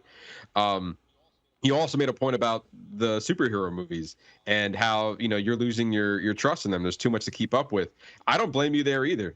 There is a lot to keep up with. I'm a Marvel fan, and I've always will be. And for me, it's like, if I don't watch it when it comes out, I feel like I'm going to be too far behind, where you're going to be too far behind where you're just like, well, it's not worth it anymore. They have their moments since Endgame. I think like Shang-Chi and Spider-Man were pretty good entries since then. But yeah, they haven't been having a good track. And Guardians 3 was also another good one. But yeah. For the most part, Marvel's problem right now is they had 10-ish years of success. Right. And now they're not having success, and they don't know how to deal with it. You know, the first, Infinity Saga or whatever, a lot of that was not planned out the way people think it was. Sure. So they had the benefit of making these movies, like individual movies, how they wanted. And, they can add in little references, little tie-ins here and there. But when you look at like the Captain America movies, the Thor movies, the Iron Man movies, they all kind of had their own flavor to it. You had directors with unique visions like Jon Favreau and all this kind of stuff where they were doing their own things, and then you had like an Avengers movie that brought it together, and it was kind of like, the first Avengers movie was huge. Like, yes, I went to see that opening day with David, like a 10 a.m. showing, and there was a line outside the theater type thing. Damn. But nobody's doing that anymore. No. Because also you've got Marvel announcing like 10 years out their entire schedule, and then something happens, and then movies get canceled, they get pushed back. Like, it's constantly moving around. So they box themselves into a corner where we've said all these movies that are happening, and this is now kind of like how you're supposed to expect the storyline to go. And then you have expectations, and right, things don't happen, or they happen differently. And, now it's like, are they going to do the Kang dynasty now because Jonathan Majors is in some hot water? Like, they've attached too much to like their announcements to get people hyped for the next 10 years that now they're making stuff like too many TV shows. Mm-hmm. I'm not watching all that shit. I'll watch a few of them, but I watched WandaVision just so I could see Doctor Strange 2, and I just like I'll never get that time back. You know, it's just stuff like that where it's like it's got people like me who are like, you know what? I'll sit back. I'll wait till it comes out on streaming. I'll wait till their reviews, and I'll decide for myself. You know, I almost went to see Thor 4 in the theaters, and a bunch of my coworkers like, don't waste your money. And I didn't. I waited till streaming, and I was happy I did that. And that's okay too. Like, you know, Marvel needs numbers on all ends. They need numbers in the theater. They need numbers on streaming. You know, we're just deciding which one we want to participate in, or we're not going to give them any numbers at all. That's just how it is. Yeah. I mean, that's why you see it go to streaming so quickly, because they want, if it does bad in the theater, like I think the Marvels, it's still in the theater, but I think that was last week. Marvel's like, yeah, we're not counting box office numbers anymore because it was so dismal. Yeah, that movie's going to be on streaming probably by New Year's, you know? Yeah, you know what? You're not wrong. It could be there that quickly, but I'm more like I can see them going for like a February, late January type of release if they want to try to make anything off of it. Trying to make that money back by like, oh, it's in the streaming so quickly, you know, people sign up. But even good movies, you might have more of a window there where it's a longer time in between, but I mean, it's just, I mean, it's a no-brainer for these companies. They're like, well, if they already spent the movie ticket, then they're going to spend the streaming service. And you know, Disney, I mean, the Hulu bundle, I mean, geez, like you got a Hulu, Disney, and ESPN, and you're spending like, I don't know, like, I mean, it's nuts. We're getting to the point where you need to be selective on your streaming services, because because if you have all of them, you're looking at about $100 to $120 to have all of them a month, and that's a car payment or an insurance bill or something. So I mean, if you got all the time and all the money in the world, that works. But I mean, most of us have regular lives. I know I can't watch everything, and I'm not going to pay to watch everything or pay to have services for shit I don't watch, you know. So yeah, that's why we have friends. So I know Netflix is trying to do some protection on that, but we got password sharing. You pay for one, I pay for another, we switch, and we're good to go. Yeah. Ernesto, what? Yeah, I know, right? Ernesto, what have you been watching? So I don't have much. I have two things. So first one is Matt K. Actually, you recommended Tokyo Vice to me. Oh, So I watched the whole series. I enjoyed it. I wish, because since it's based off this period in this guy's life, I understand that it's got renewed for a season 2, and I could feel about 3/4 of the way into the season, I was like, it feels like we hit a stopping point, and now we're about to just like start expanding. Unless what happens in season 2, because there's some fallout that happens at the end of the season, unless it's about to get really, really crazy, it just seems like we just built up to a midway point. But overall, I really enjoyed it. I thought it was really good. It was captivating. Like, you know, like it is in English, but it's also in both. Like it's definitely just like a mix of both, and you get like a really gritty look into this I guess the crime world in the 1990s in Tokyo. Did you get a chance to watch it? I have not. No, Matt Klestinec. Oh, okay. Yeah, I watched it. Yeah. They filmed that actually on location during the pandemic too. So that's on stage or whatever. That was all filmed in Japan, I believe. Oh wow! Especially when the way Asia was like completely locked down. You know. Yeah, there was really some videos I was watching. I think Ansel Elgort and Ken Watanabe. They were talking about the challenges for filming it because COVID restrictions. You know, gatherings and stuff, you know, it's kind of hard to put on a production. But yeah, they filmed it in Tokyo during the 2020, you know, pandemic. Wow. Yeah. I'm going to check out season 2. Now I'm going to give it a couple episodes, and if it doesn't catch my eye, then I probably won't. I'll probably be like, all right, well, like I'm good. Like, cause I'm not going to sit here and hopefully this is not a show that's going to get dragged out for like 5 or 6 seasons. Are you like thinking season like 2? 3 seasons max? I'm thinking 2 seasons. Like Okay. I would love to see a wrap up, like almost just like an extended miniseries, not something that's just going to carry on forever to where like you don't care anymore, or where like they have nothing else to write. Yeah. Yeah, I would like for them to keep it tight, and that's a problem with the HBO shows like Winning Time. It's just if it turns out nobody's watching it, then they just pull the plug, and then it's like, oh well, you get what you get. You get what you get. That's it. But it was interesting to see like how this American reporter was able to even survive in this world where, like, you talk about racism, like they were really racist towards him. Like he went through, like they treated this guy like shit. Dude, how was it? How crazy was it that because it's like set in like 1999, everyone's got like the old Nokias and everything looks modern, but it's also like you're taking a step back in the past and you're like, I remember those days. I know, it's almost like this is a timepiece, but this feels like yesterday because that was like my childhood time. Like I remember that time. Like it feels current. All the music they play in the show and stuff, it's all. I mean, it's how us in the 90s would look at the 60s. And to the older people then, like, yeah, the 60s was their 90s, and now we're their old. Well, now we're those old people looking at the 90s like that. Time. It's like, get off your porch, old man. And kind of the only other thing I've been watching this week was I watched the Never Ending Man, the documentary following Hayao Miyazaki.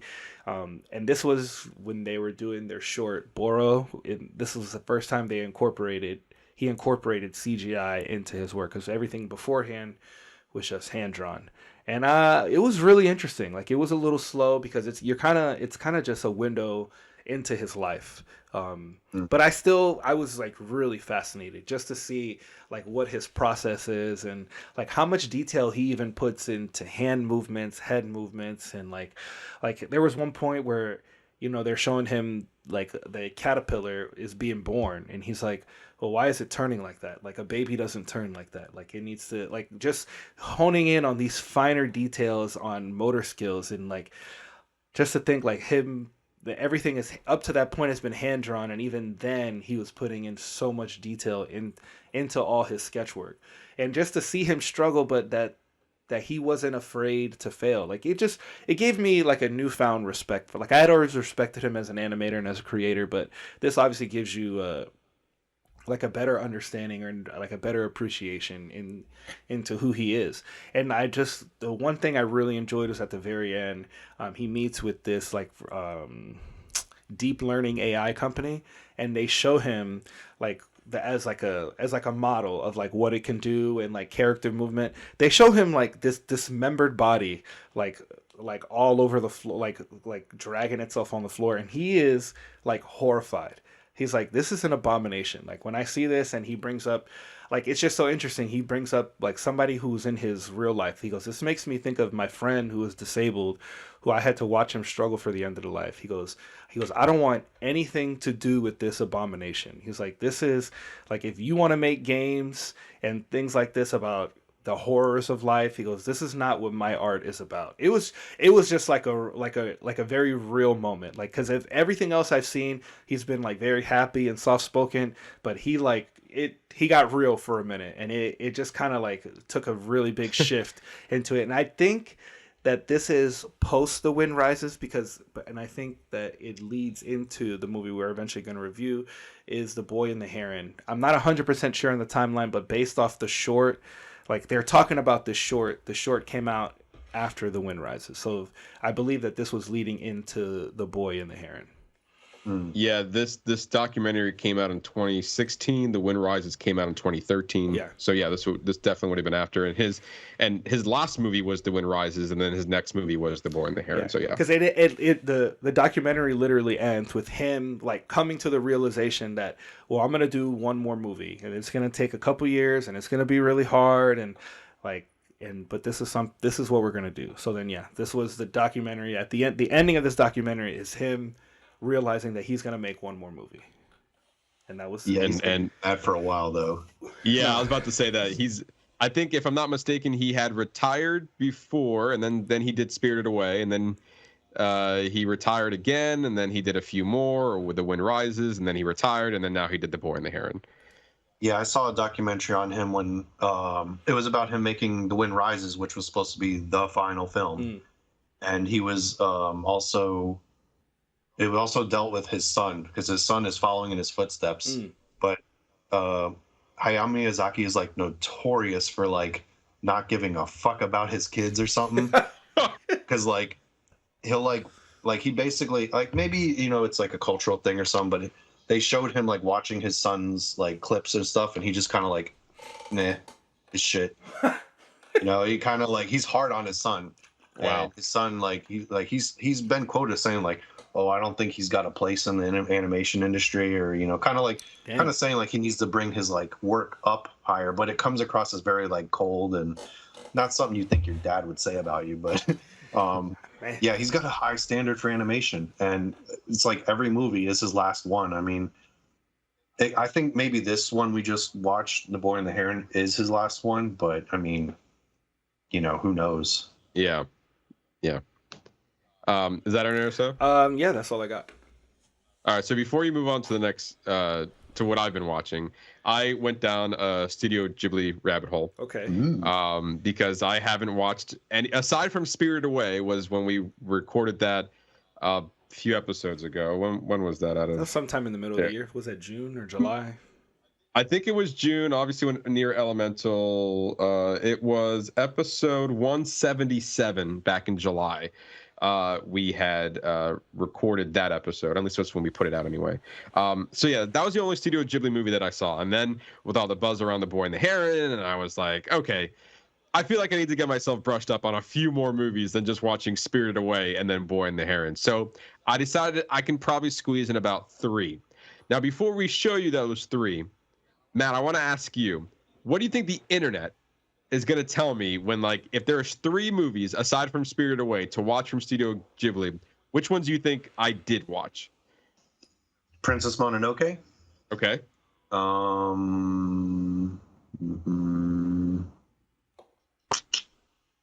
Maybe Kiki's Delivery Service. Okay. Howl's Moving Castle.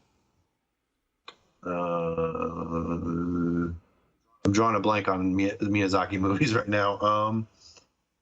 I know there's probably like another big one. I mean, I would say Spirited Away. That's probably like the most well-known one, but you already... Yeah. That'd be my guesses then. Okay. Well, you're very close. You got 2 out of the 3 right. Okay. I did watch... the other one was My Neighbor Totoro. Yeah. Okay. But yeah, so I saw those 3 movies very quickly. It's like within about a 3-day time span, I've watched 4 of his movies now. Just trying to get myself an idea of what to expect coming out of this movie and stuff like that. And My Neighbor Totoro was very kid friendly. There wasn't much there. It was also in the 80s, I believe. 1988. I want to ask you something about that movie because having seen it now, did you ever think back to like things you've seen in other media where that thing is referenced? Because they reference the shit out of that movie in movies and TV, and there was like a whole episode of Bob's Burgers where they did like a Thanksgiving thing and they copied like the Totoro thing where all the food like flies up in the air. And honestly, I mean, I've probably seen so many references that I've never put together, and I can't think of anything. The only thing I knew about that movie was that creature, Mr. Totoro himself. Yeah. I've seen him everywhere, and this even the image here, I've seen that rain picture a bunch, and so I heard that a lot. And so I feel like that's like the scene, that is the moment, that is. I feel like at the very least that was what I needed to see, and it was very simplistic. It was very childlike, innocent. There wasn't much there story-wise, but like I get it. I wasn't looking for much with that one. But then I was like, I know he brings depth to his movie, so I got to find 2 more aside from that one. And whatever you do not watch Grave of the Fireflies. Copy. Understood. That is, I think that's a Ghibli movie. It's one of the older ones, but. It's about World War II, and it's kind of depressing. Okay. Yeah. I wouldn't recommend that unless you just want to cry. Okay, I'm not fond of just wanting to cry. So, but yeah, I really enjoyed Princess Mononoke and Howl's Moving Castle. I thought those were great films. The ending for Howl's Moving Castle I didn't really resonate with too much, but for the most part, like I was able to get a good idea of what he's able to do, especially like also coming from My Neighbor Totoro, which is very, again, innocent film, to like Princess Mononoke was like, oh my God, this is a what a shift that is. Yeah. And I just also just shows his versatility when it comes to what type of stories he wants to tell. Like Princess Mononoke was very, well, not very adult, but it was definitely more adult than some of his other earlier work. And then Howl's Moving Castle, I just like that journey so much and what he had to say. I mean, obviously, the Princess Mononoke was very environmentalist. Humans suck. I mean, hell, even I think all of his movies, he's basically saying humans suck. But I liked Howl's Moving Castle. Like that for me, that journey was like Princess Mononoke is very epic, and then Howl's Moving Castle, I just like that journey of like either growing old or how people perceive beauty and all that stuff. And it's very crazy. How that was. But yeah, I mean, I was able to get a nice, well-rounded. Do you think I missed one? If you can think of any more, that's like maybe you should have seen this one to kind of continue along this trend here. I mean, I think you hit all the big ones. I mean, Spirited Away is probably the most popular one, and I think that's for a good reason. I think it's probably one of the stronger Ghibli films. But I mean, you've seen all the important ones. They have quite a few movies, but a lot of them nobody really talks about. So I mean, if you really wanted to go down that direction, you could. I think HBO Max has like all of them on there. Yeah, they do. Yeah, I think the only one I wanted to catch before, but I just couldn't have the time for it, was The Wind Rises, the last one that he made. A lot of people are saying that was very personal, and people are saying The Boy and the Heron is also very personal for many reasons. I would say the one thing I noticed about The Wind Rises compared to a lot of the Miyazaki movies, it feels more grounded, where a lot of his movies are very fantastical. They're very whimsical, kind of like, it's almost like at some points the plot gets very loose and they're just like, let's flex our animation muscles and show you some crazy shit. Right. But Wind Rises, it does have elements of that, but that did feel a little more grounded in reality. It was more of just a more dramatic human story within that. It wasn't as like crazy as like you see in like some of the other movies where kind of you don't know if you're watching real life or is this like a dream, or it lets you know very clearly when those kind of things are in play. Right. And maybe I might be more interested in that, because like he definitely brings us to these fantastical worlds in most of his movies. And I would argue Princess Mononoke was also in a way very grounded in and of itself, because I mean the crazy thing about it is you're kind of just going to like the spirit world, but it was very similar to the world that they were already in. And the same with My Neighbor Totoro. Like Moving Castle brought you in some cases in a different world as well, but it was very. I enjoyed all three of them for different reasons. But yeah, I feel like I couldn't go into Boy and the Heron without at least getting a couple more, some of his history, some of his other work in there. But it's a pretty solid point of reference, I would say. You picked the right ones. Yeah. Okay, good. The internet didn't lie to me then. But anyway, with that, let's smooth transition over to our spoiler review of The Boy and the Heron. Matt, we'll start with you. What were your thoughts on this movie? On potentially his last movie? I really liked it. I definitely need to rewatch it because I watched it subtitled, by the way. So same. I do want to see it again in dub. I know the Ghibli movies usually have pretty good voice casts. A lot of times they get A-list actors for these things. So I know there's a huge sub versus dub debate, but I think with the Ghibli movies in general, they usually have pretty good dubs. So yeah, I do want to watch it again. And there were parts of the movie where I was kind of like, not really sure where it was going. It seemed like the plot kind of deviated at some points, and I was like, unsure of like how everything was gonna kind of come together or whatever. But animation was amazing in this movie. Early on, you see the scenes when you see him running through the city when there's the fire. Yeah. It was so fluid. I mean, and the crazy thing when you think about it is, we've come a long way with animation. A lot of it is computer assisted, but I believe, Ghibli, that's still all hand drawn. And the quality is crazy. Like Ernesto, like you were saying before about, he does motion and poses so well that it does look very realistic, and it almost looks like it's rotoscoped, which I don't know if it is. If it was, it makes sense, but if it's not, that's like some crazy level of like just attention to detail that you see in the way characters move. Typically with animation, they're very static. You know, they don't move unless they need to.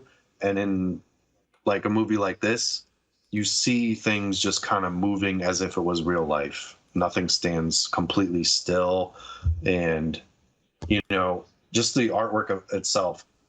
The backgrounds are amazing. I mean, I'm pretty sure you could take any frame out of this movie and it could be like a portrait almost. I mean, the visuals are really like amazing to see, especially in this age, like I said, where a lot of it's computer assisted, and you just don't see big budget animation productions, especially like theatrical feature film releases. Usually now, if you see good animation, it's something relegated to like Netflix or something like that. So to see it in the theater was great. The story was pretty interesting. I gotta say, man, I was cracking up with those the parakeets. Yes, yeah, I thought they were. That was the funniest shit. I did not expect that, and that was some really funny shit. But yeah, no, I loved it. I'm definitely gonna watch it again. Ernesto? So I liked it. I really, like you said, Matt, to me, the thing that was the most captivating was the visuals. Like, for me, what stood out to me was them running through the fire, going it's just, the animation is just so smooth, and it's just, like, every frame is just like a painting. It's just so pretty to look at. I feel like I got lost, because, like, I understood that we're dealing with a child who, it's like, he's dealing with his selfishness, but he's also dealing with the grief of losing his mother, and that's kind of what the journey is. It's kind of like maybe him going through like different stages of grief, and like because I felt that way about Spirited Away, where he takes like a theme of what this child is going through, and it puts us in almost like in the imagination of that child, of what they're going through in their head, to try to help them work through this real life thing that they're trying to attend to, but it's through the mind of the fantasy of a child. And then we get this crazy world where, you know, he's like inadvertently following this gray heron, and he leads him on this journey where he tells him his mom is really alive, but then his mom is really like really in this world, it's like the younger version of her, and then the younger version of that elderly maid. Like, they're both in there, and she's like whipping fire around, like, to get all those paper things off of him, and his mom is like this fire starter. Like, it was just interesting parallels. Like, I understood what they were trying to do. I think also I feel like I need to watch it again, because I feel like I missed a lot of what they were trying to get across. And maybe I don't know why that is, because I was engaged, but I felt myself maybe slightly checking out. Like, maybe that's just because maybe the movie could have been like 15 minutes shorter. Like, I felt like we lingered on a lot of the stuff that happened in the first half of the film, whereas the most interesting stuff was when he gets trapped into, like, I guess, this spirit world, where he's like trying to find his mom and trying to find his stepmom. And is the stepmom his mom's sister? Yes. That? Yes. Okay. Yeah. Kind of weird, right? Yeah, it's his mom's his dead mom's sister, who is pregnant, but I don't know if his father is the baby's father. That's the part I didn't connect. Because they were supposed to be getting married and stuff. So she's like, "I'm gonna be your new mom." Yeah, I believe that it is. So was that his father's kid then? Yes. Like the baby? Yeah, it is. Okay, wow, he operates quick then. I'm just saying that, like, that timeline is crazy. I think there was like a year gap between when his mom died versus when it catches up to him moving to the new house. Okay. I want to say it was like a year or so. But yeah, I mean, still. Yeah, because even with like the very beginning, yeah, even the beginning where he's like, "I'm your new mom now." I was like, God, Like, but the wounds haven't healed yet, Like, lady. damn, You lady. just don't just throw out words like that.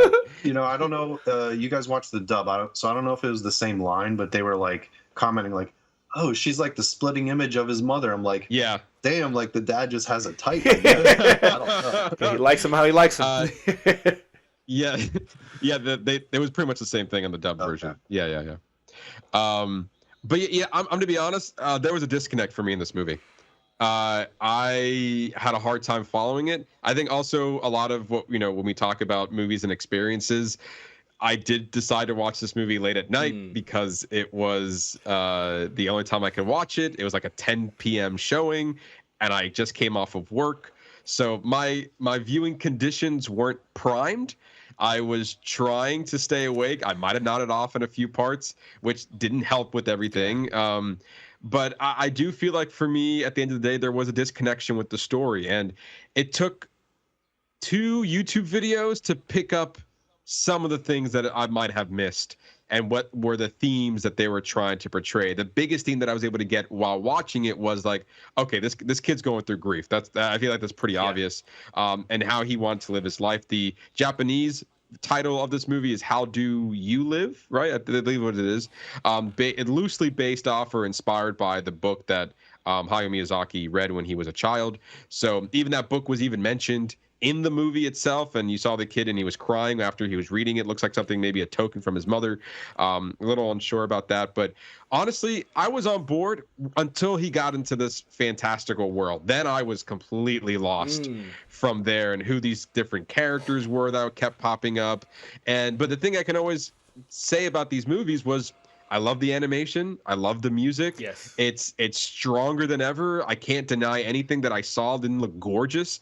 But the story just, I feel like I don't need a movie to spoon feed me things, but I need a movie to at least give me the bowl and the spoon to get started, because there are just some moments where I just like, come on, man, just give me some connective tissue. I really want to follow along and I really want to enjoy this, but I'm just, it's just a disconnect for me that there was a lot of things that were just left ambiguous, and I was like, it was just frustrating while watching it. It's like, and also like, and then at that point, like to Anestra's point, started checking out, and it's like, damn, I really didn't want this to be the case, but it just so happens that was my viewing experience. I don't know if what I saw wanted me to immediately go watch it again, because I feel like I didn't have the greatest of times watching it, because I was just trying to figure out what it was, and the stuff that they did give me is like, was that enough to warrant another rewatch? I don't know. I kind of feel, I totally understand, and I didn't even mention, I saw mine with my kids, and like they were also kind of checked out, and I could feel it from them. I could feel that everybody who I was watching it with was not checked into the movie, which I get. I mean, every time we see in a movie, it's a roll of the dice. You're not always gonna love it when you jump on, or you may not get it, or maybe this movie is just not for you. So then I'm dealing with that, but then also I'm hearing them like rustling snacks, like getting up to the bathroom like 15 times, like, oh, and I gotta go refill my slushie. I was like, what? Oh, and then it's in subbed, so it's hard for me to like, I can't listen obviously to whatever I miss. So then it's like, did I miss something important? It's like, oh, I don't know. Like, I don't know. So it was hard. It was a hard one to watch as a group. And I think now I'm the opposite. Like, where the majority of normal people see movies with other people, I see the majority of movies like by myself. So like, that's like, it's not even, I wouldn't even say necessarily like my preferred, but if for stuff like this that we're going to review, like I feel the responsibility to pay more attention. Like that should be like 99% of my attention. And it's hard when I have my kids there and they're like not checked out, because then now I'm focused on like keeping them calm and not like fully, like then I don't feel like I'm fully engaged in what I'm watching, especially on something that's in another language. So they were reading as well, and they were perfectly fine with that. Of it, or they okay. I'm sure it didn't help. I'm sure if I had saw it sub, they probably would. It probably would have been easier for them, because then they wouldn't have to also read and watch. They could be like semi checked out and still be kind of listening and understand. So listening, right? So I think maybe it was just a hard, like, already the story being so metaphorical and everything that they were trying to show. Yes, I think the fact that it wasn't so obvious, I think it made it a barrier of entry for people. Yeah, I mean, it definitely was for me, and I was trying very hard to pay attention. The YouTube video that I saw, they were trying to make parallels, and they were saying that like they used the fantastical world. At least this is what his comparison was as Studio Ghibli itself. Mm. And they were saying is like because the world crumbled at the end of it. So I guess they were suggesting that like the grandfather, the old man, the wizard, whatever he was, voiced by Mark Hamill, he was, I guess, representing Hayao Miyazaki, and he's the creator of all these different fantastical worlds, and he was trying to pass it on to his successor, which would have been the boy, but the boy decided that he didn't want to, and so the whole world crumbled. And so I guess the way that the guy was explaining on the YouTube video is that if it's okay if we can't find somebody else to take up the mantle, if this just dies with me, then that's okay because we can all live our own lives. I'm not sure how much truth is that. That was his interpretation, but I'm curious to hear. Do you see where that guy was coming from, or did you take something else from this movie? Yeah, I can see that angle to it. It would just kind of be a little interesting because I read that this movie is kind of like autobiographical. Is that it's like a semi-autobiographical. Yeah, you got it. That thing. Semi-autobiographical. Yeah, more or less of Miyazaki's childhood, I believe. Yes. So that's kind of an interesting take then, because if the old guy represents him now, then he's trying to pass it on to his younger self. Maybe that means his son. Mm-hmm. Maybe it just, it's a fill-in for anybody. But yeah, I mean, it makes sense. I mean, going back to what you guys were saying too, I kind of had that problem too. Like at one point in the movie where I'm just like, I just like snap out of it. I'm just like, what the hell is going on? What's happening? Yeah. I think the one of the problems, maybe not a problem, but one of the things I experienced with this story, like once he starts going into the fantasy world, it just feels like a fever dream. Like I have no point of reference to like usually, you go into a movie and if they're introducing a different world, a different concept, you're kind of given the rules to how things operate. And in this movie, it kind of feels like you're just going with the flow. Things just, you go with whatever comes. And it seems like every character in this world knows how the rules operate, except for you. And it's like, and nobody cares to tell you. Like, it's like you're definitely like in there with the main character because you don't have a clue what's going on. And they're like, oh yeah, this and this is happening. Oh yeah, you weren't supposed to go in this room and do this. Like, that's against the rules. But it's like, what? You're not like laying it out there, make it clear as a viewer. Yeah. Like, how does this work? So it feels like it's a very like, it's very fantastical. It's very, whimsical. But yet, like, I think that's where you kind of get lost in the plot because like stuff is happening and you're not sure why. You're not sure where it's going. You're not sure like. There's just like periods in the movie where they take like a detour and you're just like, shouldn't he be doing something else like right now? Yeah, and also to your point, there was like, okay, so we went into this world so you can find either your real mother. I think that's where we started. Then you're like, I need to find my stepmother instead because she's lost now. So the Heron told me I'm going to go find my real mother, but I'm actually going there to find my stepmother.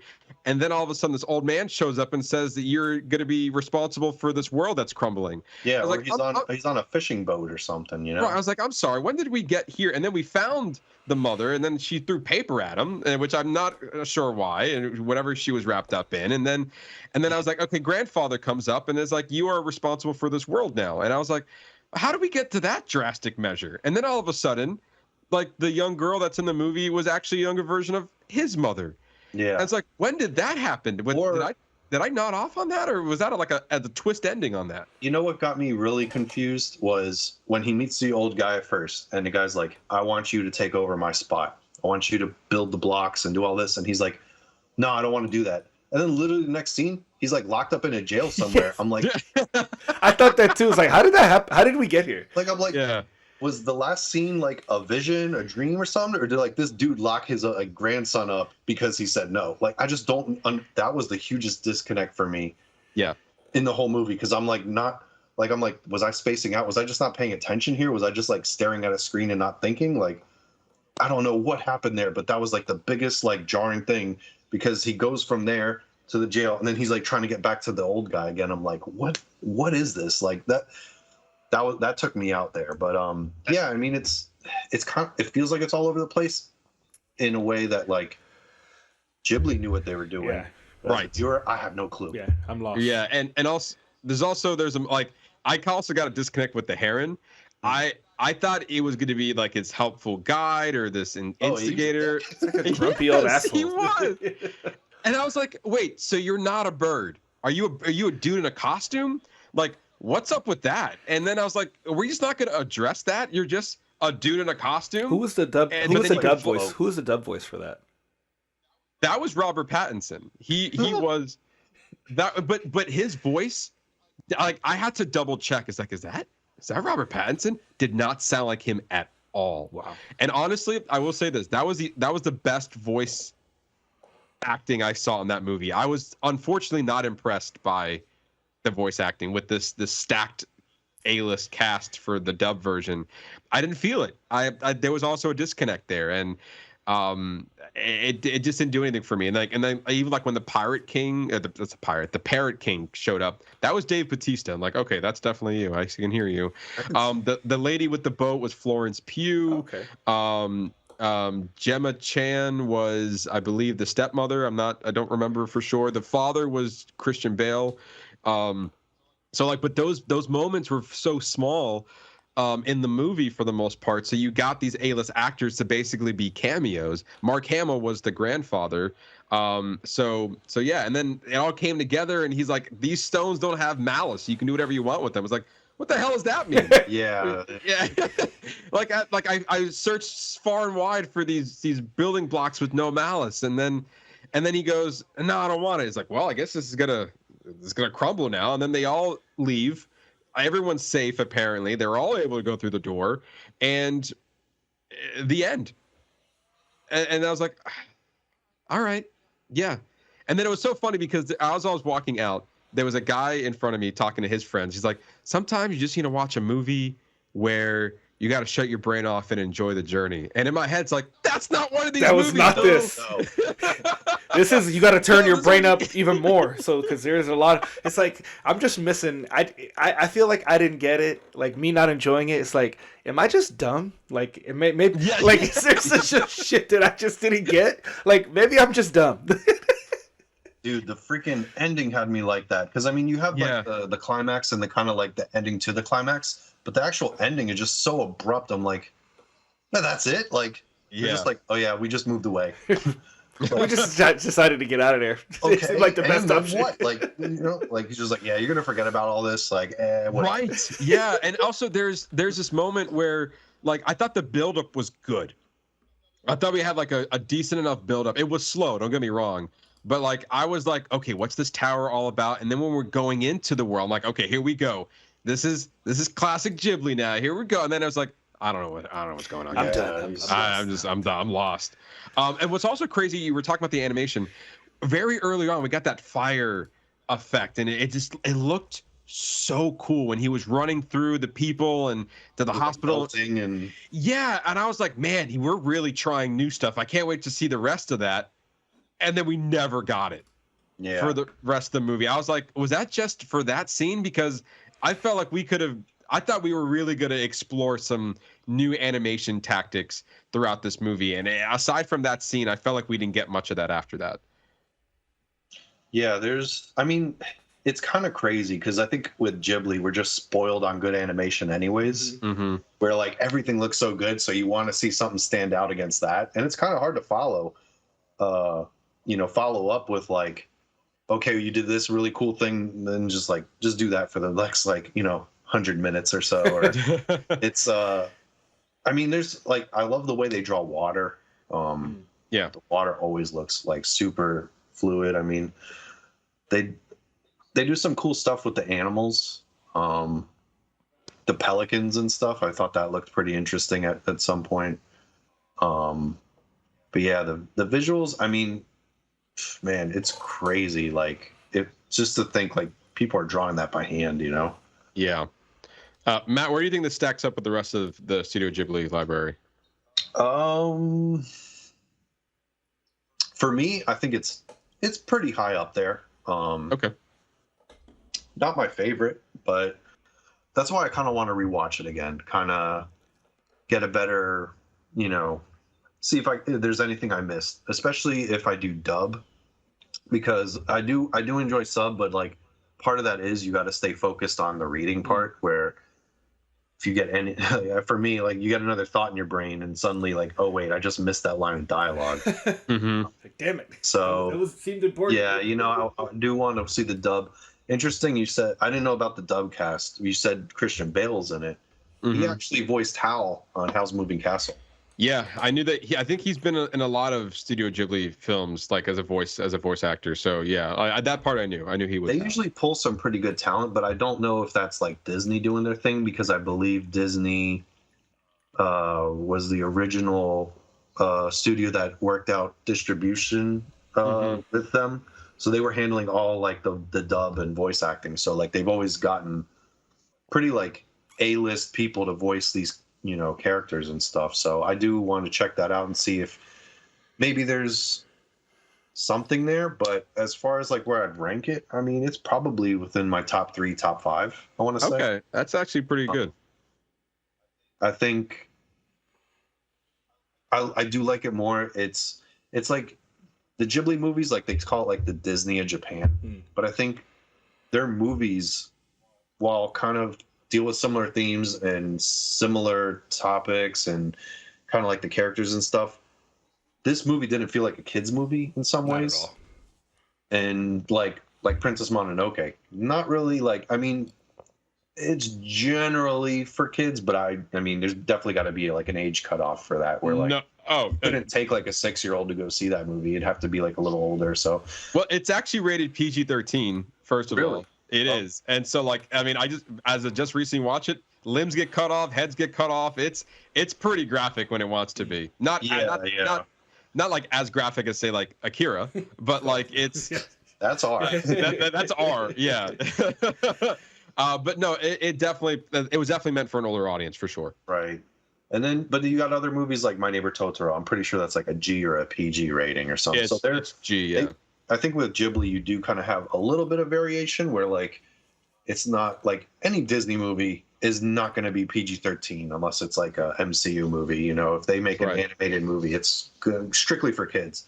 I do like with Ghibli, there's a spectrum where there's stuff that's like, this is strictly for kids, and there's stuff that's more adult orientated. But you could probably have like a younger person watch, so yeah, I mean, I liked it a lot. I want to say probably my favorite one still, Spirited Away and Princess Mononoke, probably the top 2. Okay.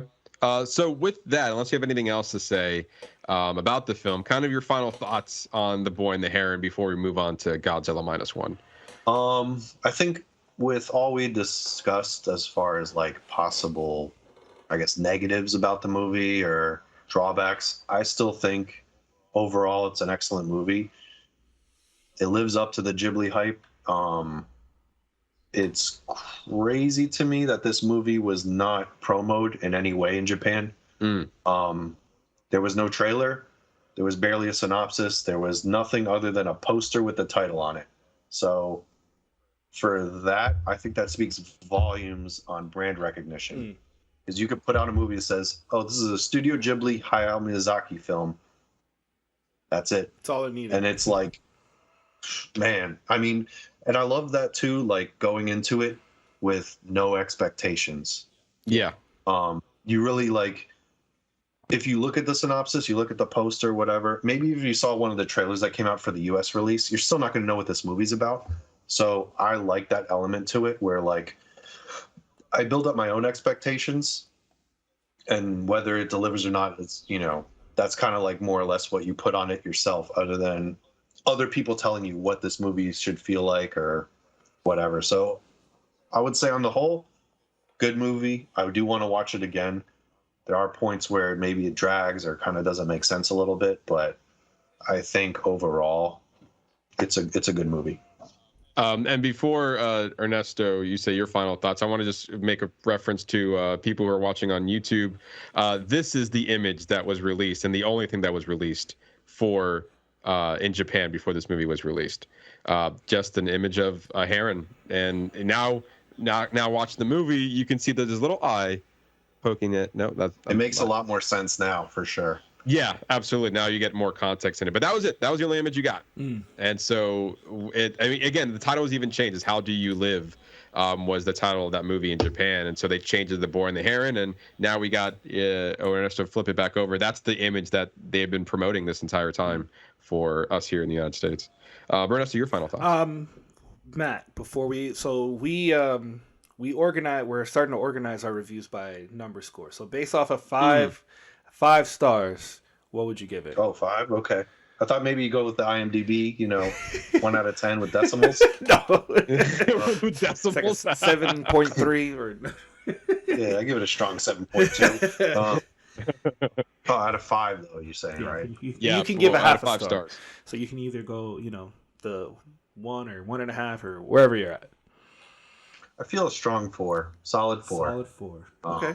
Okay. Right. There probably could be things better about it, maybe. I don't have any thoughts on what it could be better than maybe just the story being a little less confusing, but for me it's a 4. I mean, I think I can usually follow along with movies and understand, subcontext and metaphors and stuff. It just genuinely at some points in this movie I was kind of like, what are we doing here? But other than that, no, solid 4. Okay. Maybe even a solid 4.3. Wow. Solid 4.3. Yeah, no, but no, I'd say at 4 at the very minimum. Okay. Maybe on a rewatch I'd reevaluate, but just going off what I saw, and I watched it last night. Still fresh. So it's pretty fresh in my mind still, but also I did watch this movie right after watching Godzilla, so yeah, we're gonna get into that in a little bit. A lot of thoughts in your head. I can understand. Yeah, a lot of World War II Japan going on. Yeah. Ernesto? So I feel like I was trying too hard in the movie, like to try to catch up to see what was going on. So I spent a lot of time really evaluating what is happening, what is my dumb brain missing that is almost like was hindering me, almost like a point of entry, like really trying hard to get it, to keep myself invested in it. I think I would have done better if I had seen it dubbed. I actually do want to check it out again, just because I am curious. This is obviously his journey to deal with death. That's what the movie. That's what the movie. So there is a good story within there. I just feel like maybe I missed it, and I want to be able to get it, because I did enjoy Spirited Away, because I feel they have in relation. I feel like that's where they're similar.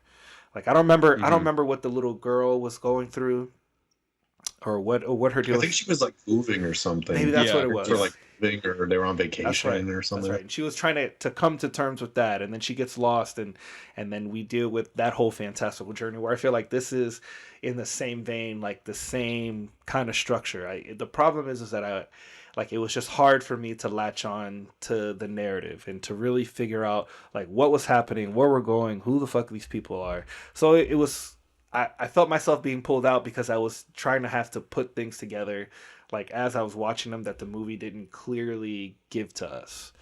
So I did enjoy it, but I felt it's kind of hard to conceptualize. I don't know. I liked it, but maybe it was just too confusing. It was too confusing than it needed to be. But I do want to watch it again. So there's that. So as far as rating, I'm gonna give it. I also want to give it a 4, because I do feel like maybe there was a good story in there. Wow. But I'm kind of leaning more towards a 3.5. So I'm gonna go. You can say 3.9. Yeah, I don't think anyone. I'm gonna go with 3.5730. No, I'm gonna go 3. I'm gonna go 3.5. And then I also want to talk about the kind of what they made over this weekend. Domestically, they did over 12 million, and internationally, accumulating over 84 million. But I believe that is the run since the initial run in July. since July. Yeah. Which they actually, according to Box Office Mojo, they don't have the numbers for. They have the South Korea numbers from when it opened in October. Russia, it opened in December. It's like a October to November. So this is based all the way back from October, detailing until now. So the only one that's really opening for us here domestically was this past weekend, where they made just over $10 million. I wonder though what the releases were in other countries, like where you see some of those numbers not so strong, because like here originally, I want to say, well, today's the 11th. When did it come out? On the 8th. But the 8th, I believe there was a few days before that. It was on a super limited release. So I don't know how the releases work in other countries, where maybe they just have one release that's small or whatever. Because I mean, when we got the limited release in my area, there were a handful of theaters, but most of them I had to drive like 15, 20 miles to get to. So that's why I waited till there was more in the standard release, local theaters. So I wonder if that's the case in other countries, like if they have actual releases, or is it like, because I mean, I don't know if you guys have ever seen other anime movies in the theater. Before it wasn't as popular, so you kind of got super limited releases where maybe there's only 2 showings in 1 week and that's it, and like one showing is the dub, one showing is the sub, and that's it. But I think now anime's become more popular, so you're seeing more movies get a proper release, at least here, but who knows how it is internationally. True. Yeah, and especially with, like, you know, Studio Ghibli has already have its own track record. So like I think the fact, like I mentioned earlier, that there is not a lot of major U.S. releases helped this movie became #1, also becoming the first original anime production to top the U.S. box office. So a lot of good stuff happening around there. As far as my final thoughts are concerned, I'm kind of in the ingredients of, I enjoyed it, the visuals, I enjoyed the music. I just couldn't connect with the story. Maybe upon a rewatch, like I might enjoy a little bit more. The YouTube videos helped me understand a little bit of the story. Maybe there's some of the plot points that I missed, but overall, I feel that it just didn't connect with me as opposed to other Studio Ghibli films. So, but I did enjoy the aspects that I liked. And then the story was just the biggest thing for me. The story was the biggest disconnect. And for me, that's a big part of when watching movies, of my enjoyment is like getting fulfillment out of the story. So with that, I would probably give it a 3 out of 5. Okay. On my rating. So there's that. But there you go. That's our spoiler review on The Boy and the Heron. I definitely recommend go checking it out in the theaters. If not, it'll probably be on streaming at some point in the future, like all movies are. So yeah. Ernesto, I want to stop right here. I really have to use the bathroom. Yeah. I actually also have to go, so we'll take it. So we're gonna take a quick pee break, and we'll be right back. Yes. Good. All right. And we're back. I think our bladders are now empty because we've been holding it for so long. Hey, when you gotta go, you gotta go. All right, we're human beings. Absolutely. We've been sitting here for 2 hours. We've been talking. I've been pounding water. Like I got my water bottle here. It's hard not to drink. It's right here. Like I drink a lot of water. You know, you gotta go. You gotta go. It was a good stopping point anyway. All right, but anyway, now let's get into it. Diving into our second spoiler review of the week, our double feature, the Toho Japanese film Godzilla -1, the movie that has been sweeping headlines, box office numbers. It's a movie we could not ignore, especially for the context of this week when we're talking already about Japanese films. So it's funny because this is a movie that we didn't really talk about beforehand that we were gonna watch. Ernesto said you watched it. I was thinking about watching it, and then when Matt, you said that you watched it, was like, well, now it has to be a thing. Now we have to make this into its own spoiler review. So with that, Matt, again, we'll start with you. Your thoughts on Godzilla -1. Okay. So originally I wasn't planning on seeing this movie. I heard about the hype. You know, a movie that's, what he said, it was like a 15 million budget, basically dominating the box office this past week. So I kind of wanted to see it, but I was like, I'll wait for streaming, I'll rent it or whatever. And Ernesto kind of gave me the heads up. I was like, yeah, okay, I'll check it out. And I'm so glad I did.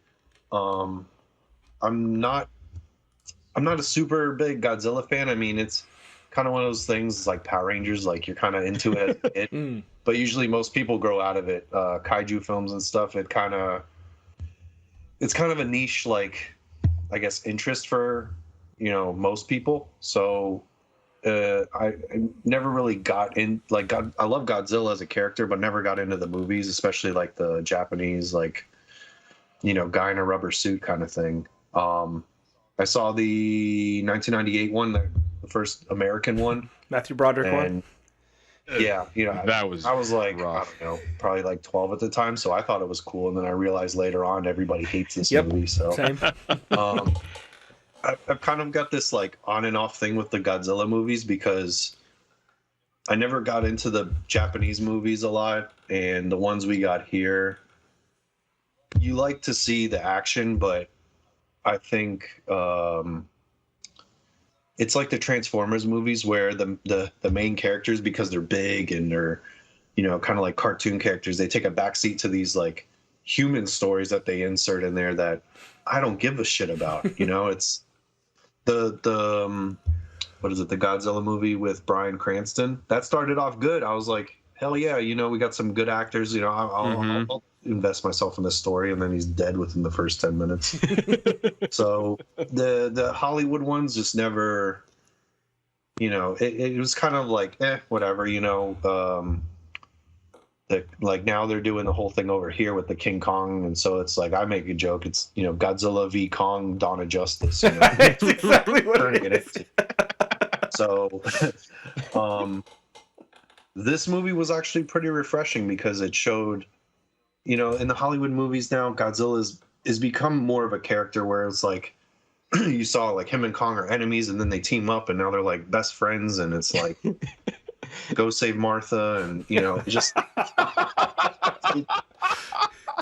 like it feels so different. And I like this movie. It felt refreshing in a way that like, okay, we're looking at Godzilla as a menace again. Like he's not taking sides like in Godzilla and Kong and this and that. He's like more of just a force of nature.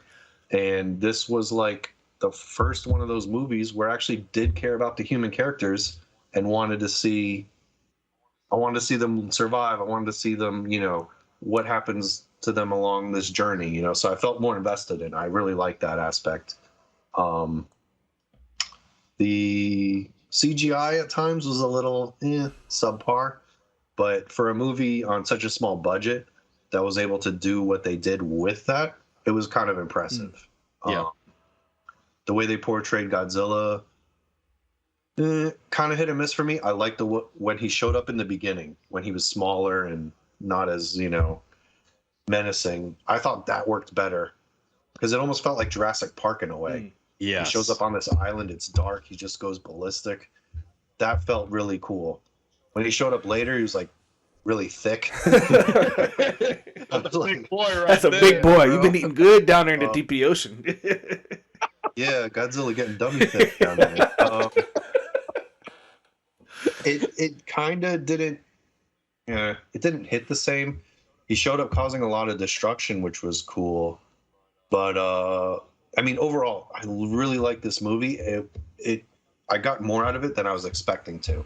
I was expecting, kind of the stuff we see with the Hollywood Godzilla stuff. Like, yeah, things gonna get blown up. He's gonna crush things, but like he's like stepping on people in this thing. And it's a little more than I expected, and like you see in the Hollywood ones. You have that with like the superhero movies, like Man of Steel. They destroy the entire city, but then they're like, disclaimer, it was evacuated. So right. It's like you kind of got that kind of like safety there, where like we're seeing destruction, but nothing of value is lost. And people aren't dying and stuff. But this movie, you definitely see that aspect to it. See a lot of that. 100%. Oh my God. He's not like, kind of like making a special room for the main character to be like, oh, maybe, I'll spare you and then you help me out in the final. Like, no, it is people versus giant nuclear lizard. Yeah, exactly. And no, it was really good though. And the characters, I mean, I don't know if you guys have really seen many like Japanese movies or shows or stuff, but like their acting's kind of hit or miss. Sometimes when it comes to drama, they really like turn it up, and like it's like you're watching it like there's no way people are like this. I think it struck a good balance with this movie, with the acting and special effects and all that. So I enjoyed it. Ernesto?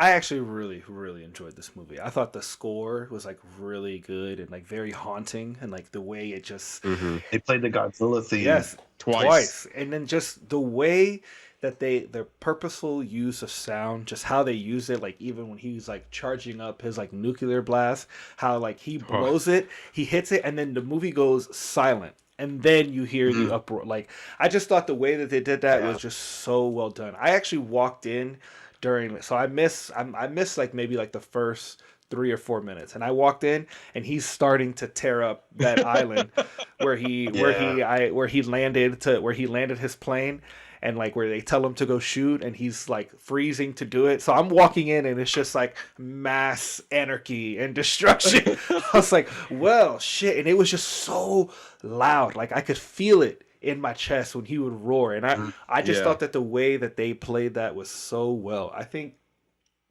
it was nice, like you said, to get a monster that's like, we don't have to care about his feelings. This isn't Godzilla trying to protect her babies. Like this is and it's, I like your wording, a force of nature, like thinking of it like as a tsunami, or it's just like something that you cannot stop or you cannot reason with. Like it's just this monstrous, like he was just destroying for the sake of trying to destroy shit. And I thought that worked so well within the plot. I think like them showing his nuclear blast was the best thing. Like none of the CGI stuff bothered me, just because I was so into what he was talking about. I mean, you're seeing the reporter reporting on the top of the building, and then he's just that was wild. He's like, I will die for this job. He's so close. Ah! Then they just fall down. Like, shouldn't you think about running now? I think you should have picked like a safer vantage point. That doesn't seem very safe to be where you're at. My one gripe that I have with it, at the very end, I didn't like that they brought Noriko back. I wanted his cowardice to have more of an impact.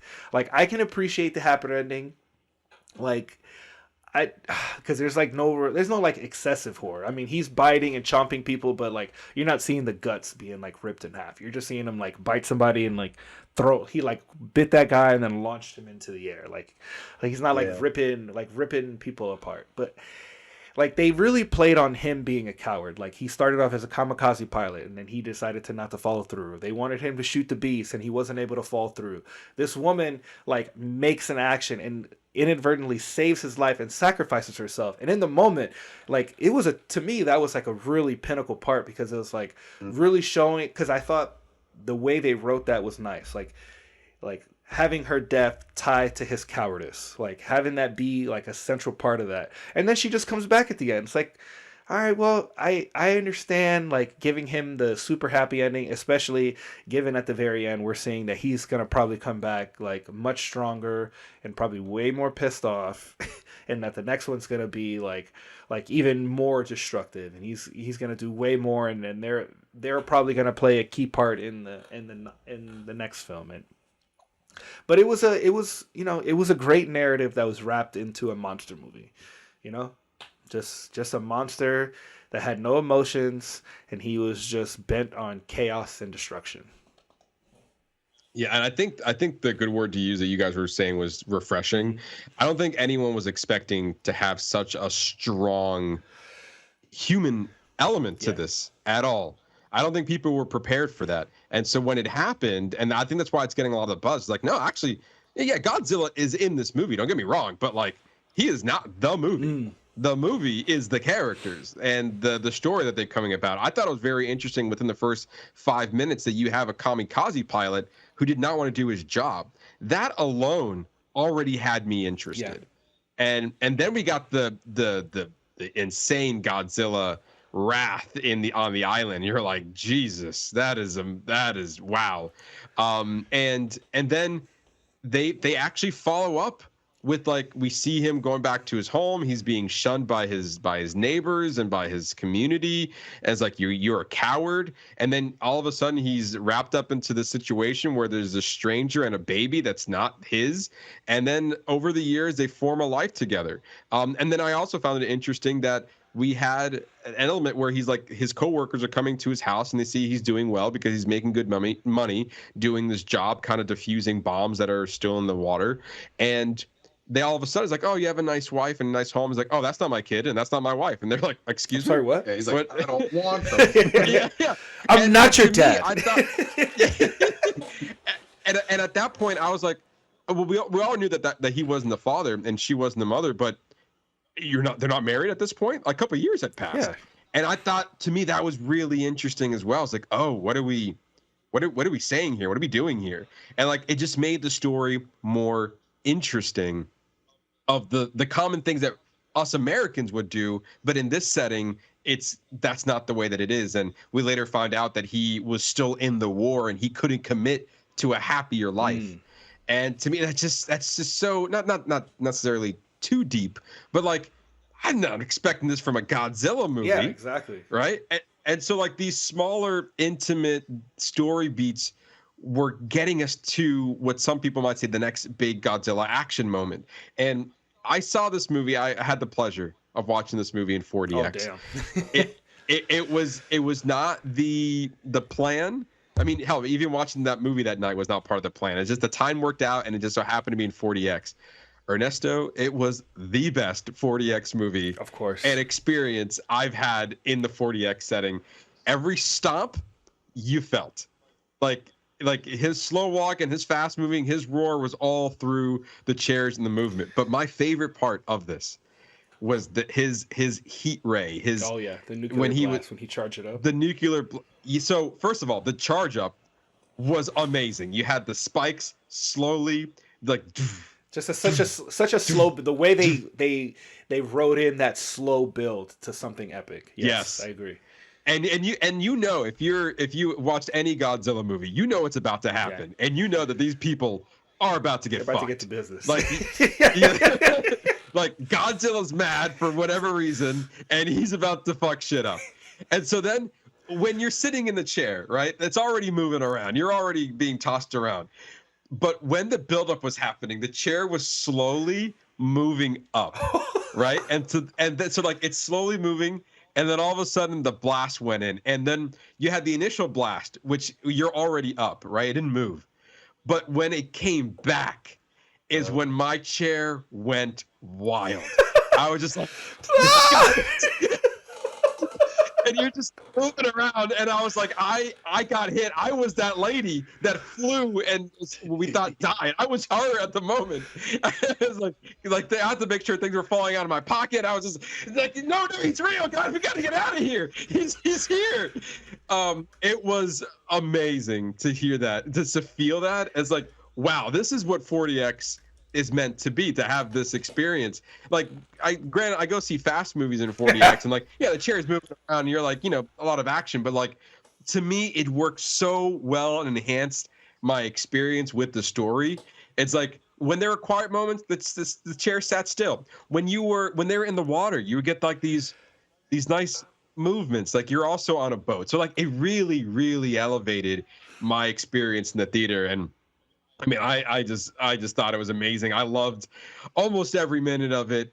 And like, even you guys were talking about the music because we were curious. I watched it with a few of my coworkers and my friends, and one of our other coworkers got us into Godzilla movies. We've seen quite a few because he's a big Godzilla fan.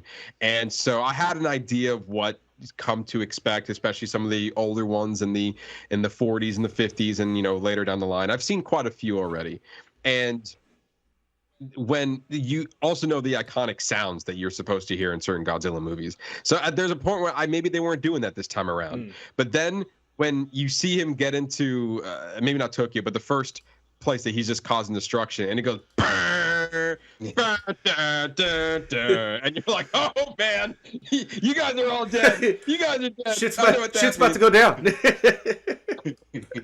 But then what really got me hyped up was when toward the end of the movie, and I thought they did a really good job doing like the war cry and like this is like fuck the government, we got to do this for ourselves, this is a community thing, and they're all coming together and they have like their scene of encouragement and like we're kind of building up, and you see like these people wanting to fight for their country, fight for the people that they love and all that stuff, and they come up with this plan to make sure that Godzilla sinks. And what I loved going back into the music was when Godzilla initially did his nuclear blast to like an empty warship, and that was part of the plan. And then he's like, we have to wait for it to charge up, and they thought they were already screwed. It was like, no, we have to do this now. And so then as soon as the ship started moving forward, you get the dun dun dun dun dun dun dun dun dun dun dun dun dun dun dun dun dun. At that moment, I was like, that's another classic Godzilla theme, and let's fucking go, man. Let's go. This creature needs to die. I know in these other movies we're his friend, but today we are enemies, and we want him gone. We are not friends. We are not friends.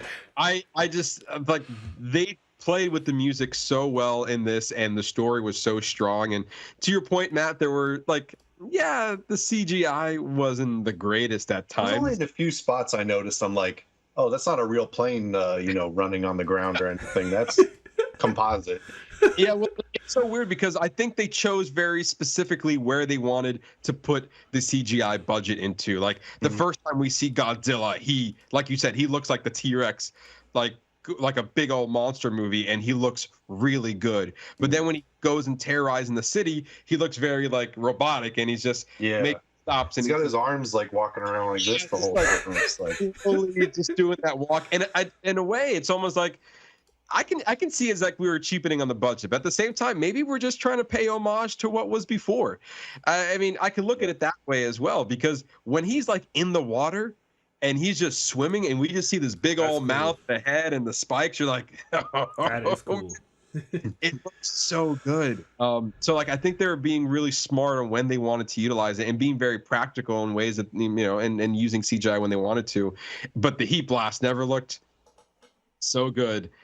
Yeah, I mean you can see where they kind of skimped out on CGI stuff. I mean, this is by no means like Flash level bad graphics. Right. So when I say it, like I notice these things, I'm sure most people aren't gonna notice or even care. Yeah.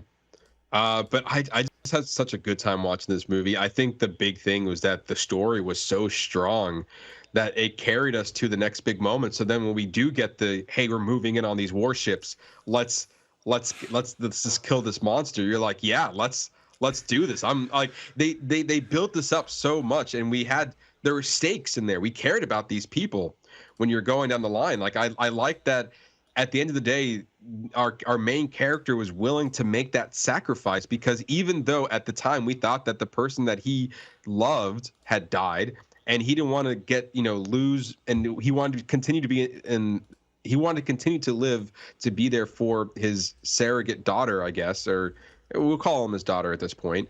Don't call me father. Yeah, I know, right? I don't know what to say at this point. But like they gave you a reason, like he was a coward. And then through the course of all these events that happened through the movie, he was willing to die. Now he had something to die for. But also, with the beautiful part about the story, he also had somebody to live for. He had a reason to live, as equally a reason to die for the future. And I thought they also played with that really well when those two guys, like the engineer and the scientist, left the kid behind, and he was like, no, I want to be part of the war. We're just, I want to be in this. And he's like, being in a war is not something to be proud of, And then he's like, we were doing you a favor. We're giving you a future. Yeah, we're giving you life. I thought that was we're giving you anyway. And he showed up anyway. And then they were excited. Hey, you didn't listen. Showing up. Like that scene reminded me of the last Star Wars movie when all the ships show up at the end to fight the Star Destroyers or whatever. I'm just like, oh hell yeah, the Millennium Falcon's here. Yeah. We're gonna win.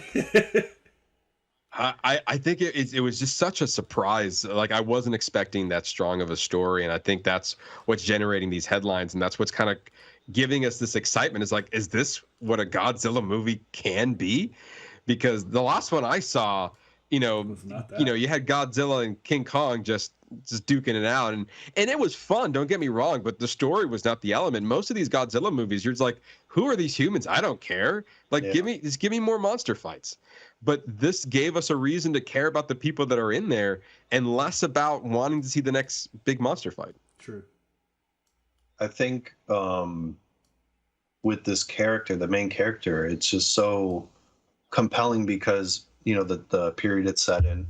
I mean, Godzilla itself is a metaphor for like nuclear weapons and all that. But then you got this other character who he's supposed to be a kamikaze pilot, and if you don't know what that is, you don't survive being that kind of job.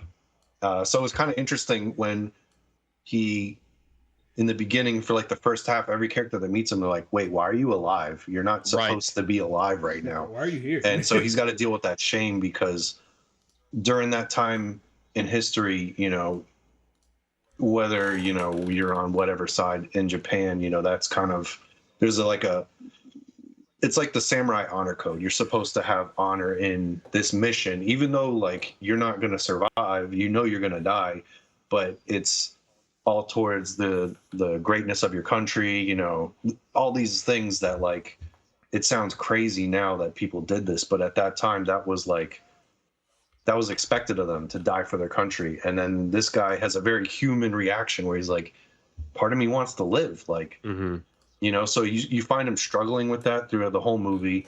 And to go back to what you said, Matt, about or maybe Ernesto, I'm not sure who said it, but about the girl living at the end. Oh, that was me. Okay. Yeah. So I'm with you on that. Halfway.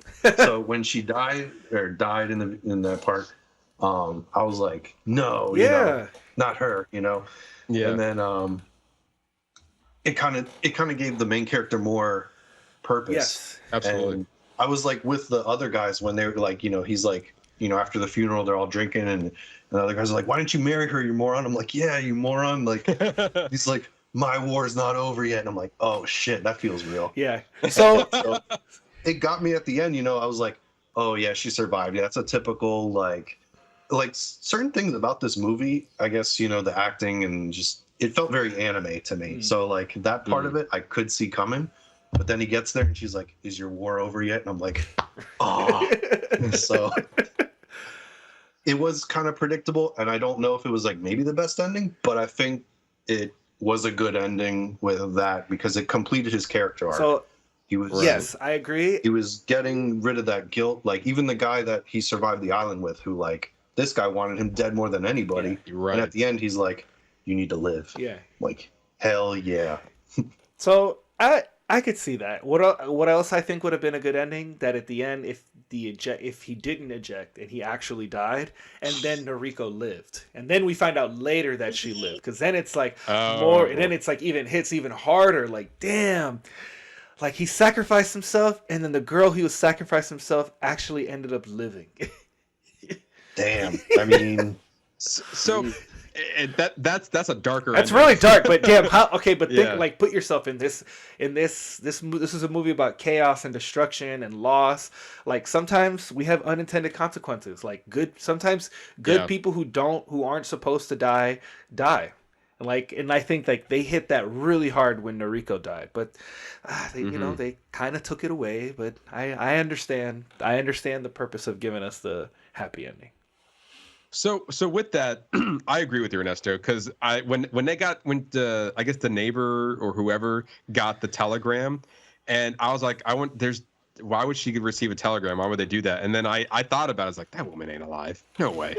Like I saw her get blasted. No way. I expected her to be missing like an arm or something. Just an eye. I was just about to say that. We don't even know. She just got the bandage. She can just, like have a cut. Yeah. I was just about to say that because when he rushed into the hospital and they show her, we saw his reaction first, and my first thought was like, oh yeah, no, she's probably fucked up. Yeah. And then he looked over and it's like, she's like, no way, you don't look that good after a blast like that, not a scratch. Yeah. But then they show like this little Godzilla disease that's in her or something, and I was like, right. Okay, did that. What is that all about? Like, I forgot about that. Yeah, like she had like the little like the scales thing on her neck. So I wonder. And I'm like, this lady flew like 50 feet and probably got found under a building. So like, what if she's infected with some of the Godzilla powers, and maybe there are other people who are like that, and we're gonna see, because he did used to shed. They were talking about how his shedding had like radioactive material inside it. So what if that's part? Because I mean, I don't know. It seems like they kind of changed Godzilla's powers, because I mean, I haven't always been watching the movies, but when did he get Wolverine powers? Like, for the spikes on his back. Real time, just like coming back. Oh yeah. So like, I completely nuclear. I that's new to me, because literally in the theater when they got him, and they're like, oh damn, he looks fucked, and then he started regenerating. You're like, oh, they're fucked now. Yeah. this Blizzard can't die. That was new, wasn't it? I don't know. Yeah, it has to be new. But I feel like it's I feel like it to me it makes sense only for the fact that like it gives them a natural point to, like, when you see the ending when he starts regenerating, you're like, oh, well, that makes sense because we've already seen that element of his powers. But I don't know. I'm here for something a whole different take, but maybe like the way I see it, because Godzilla is an analogy for like nuclear power and nuclear destruction. Well, a big thing about that is radiation poisoning and how that affects humans. Mm-hmm. So I could see that playing into whatever the next one could be. So I mean, maybe it may be nothing, it may be just something specifically for her, but she better have an eye patch. Like that eye better be gone. But with that, now you guys make a good point, because I completely forgot about the regenerating part of the movie. Maybe that's how she became. Like, maybe she's going to be fully healed because whatever's inside of her is also regenerating her to be full health again. That'd be kind of cool. And then we kind of deal with that fallout, because I thought it was weird that we mentioned the radiation, and they're like, oh yeah, no, we can't, like, anyone who was in here, this radiation is like done. But then we never mention it again. We're just focusing back on, the story element of it. And I thought that was weird, we never went back to it, but maybe her being alive. And I think as of right now, I need to see what the payoff is for her being alive. And that might be showcased in the next movie, because I think if this is the only movie in this particular world, if we don't continue off of this, we're obviously going to get another Godzilla movie, but it might not be in this world.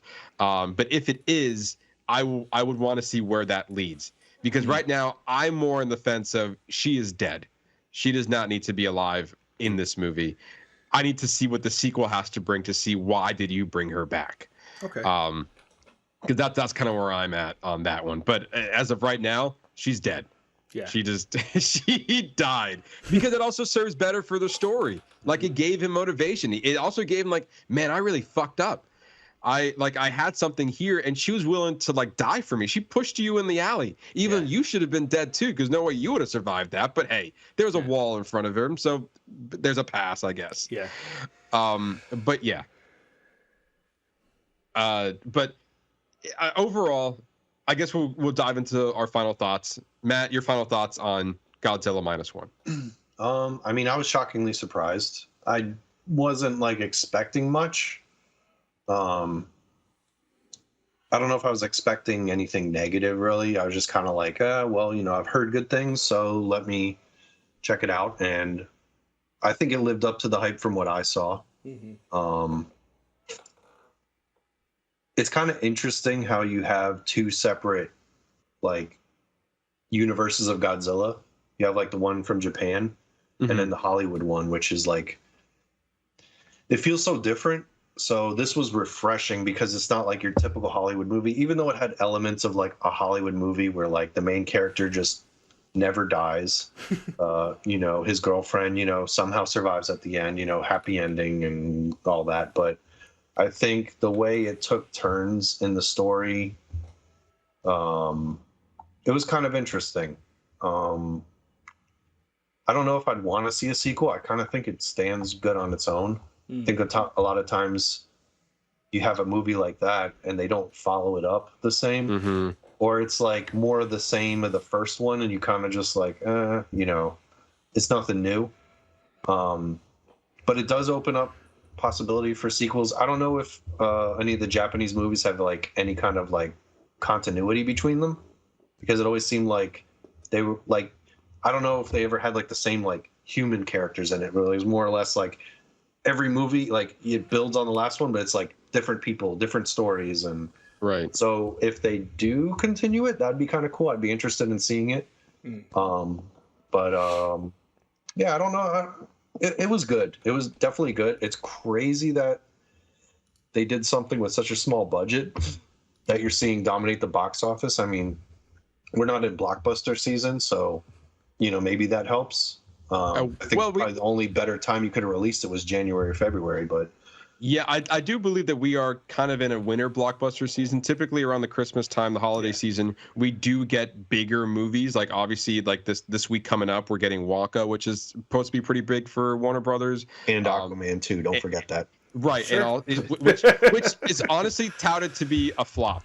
Which I mean, not surprised by that, but like Wonka. I mean, if you've seen the first one, you already know. I still haven't even seen the first one. But yeah, Aquaman I think it's supposed to be quote unquote the biggest movie of the winter blockbuster time, but I don't think it's going to make a lot of money.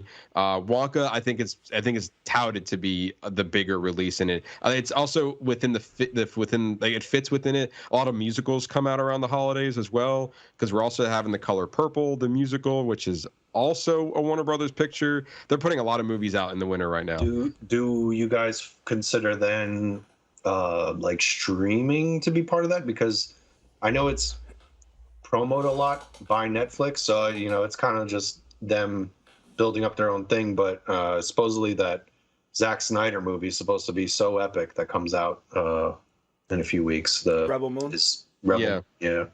Yeah, I think streaming has something to do with it. I think Netflix is definitely capitalizing on. If you remember a couple of years ago, Wonder Woman 1984 was dropped on HBO Max during the holidays, and Disney Soul was also dropped around the holidays as well. And they both did really well, kind of catering to people who are staying home for the holidays. And I think Netflix is trying to capitalize on that as well. It's kind of being Rebel Moon being their big tentpole movie to watch. Wonder Woman 1984 was successful though on streaming, because I mean, for me personally, I got the Blue Beetle treatment. I didn't watch past the first 10 minutes. I think it was one of the major releases, one of the first major releases that did of a movie to that caliber that had such a big budget that was dropped on streaming services, and I think that's why I got a lot of attention. But yeah, and I think it also premiered in theaters as well. But I think it was more prominent to be like a lot of subscribers came in so they can watch it at home and stuff like that. So yeah, I mean, this was at the height of the pandemic, though. Yeah, that's very it was true. A weird time too, where movies were on streaming and in theaters same time or within a week of each other. Or,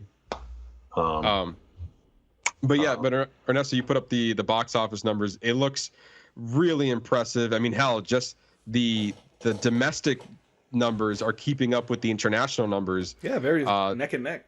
Neck and neck. 25.3 million right now domestically. 26.6 million internationally. A total of $51.9 million on a $15 million budget. It's actually one of the shortest windows because for between the international release and the U.S. release. I believe Godzilla -1 was only released a month ago.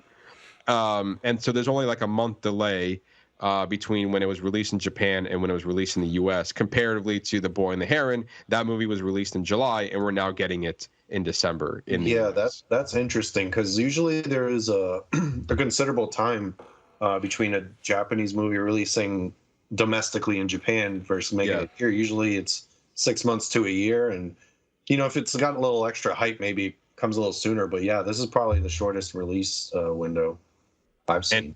And I feel like because of the high positive buzz, I think they really wanted to capitalize on and kind of rush this to the U.S. market. And it is coming to very beneficial results here. Like I mentioned earlier, it's making the highest grossing live action Japanese film to be released in the U.S. And that is crazy that they achieved that with what I believe such a low number of $25.3 million. You're telling me no other Japan movie was able to get to that number? And they did that in 2 weeks. Yeah. So I mean, also just even look at the numbers of The Fallout. It opened here in the U.S. with 11 million, getting number 3 in the box office.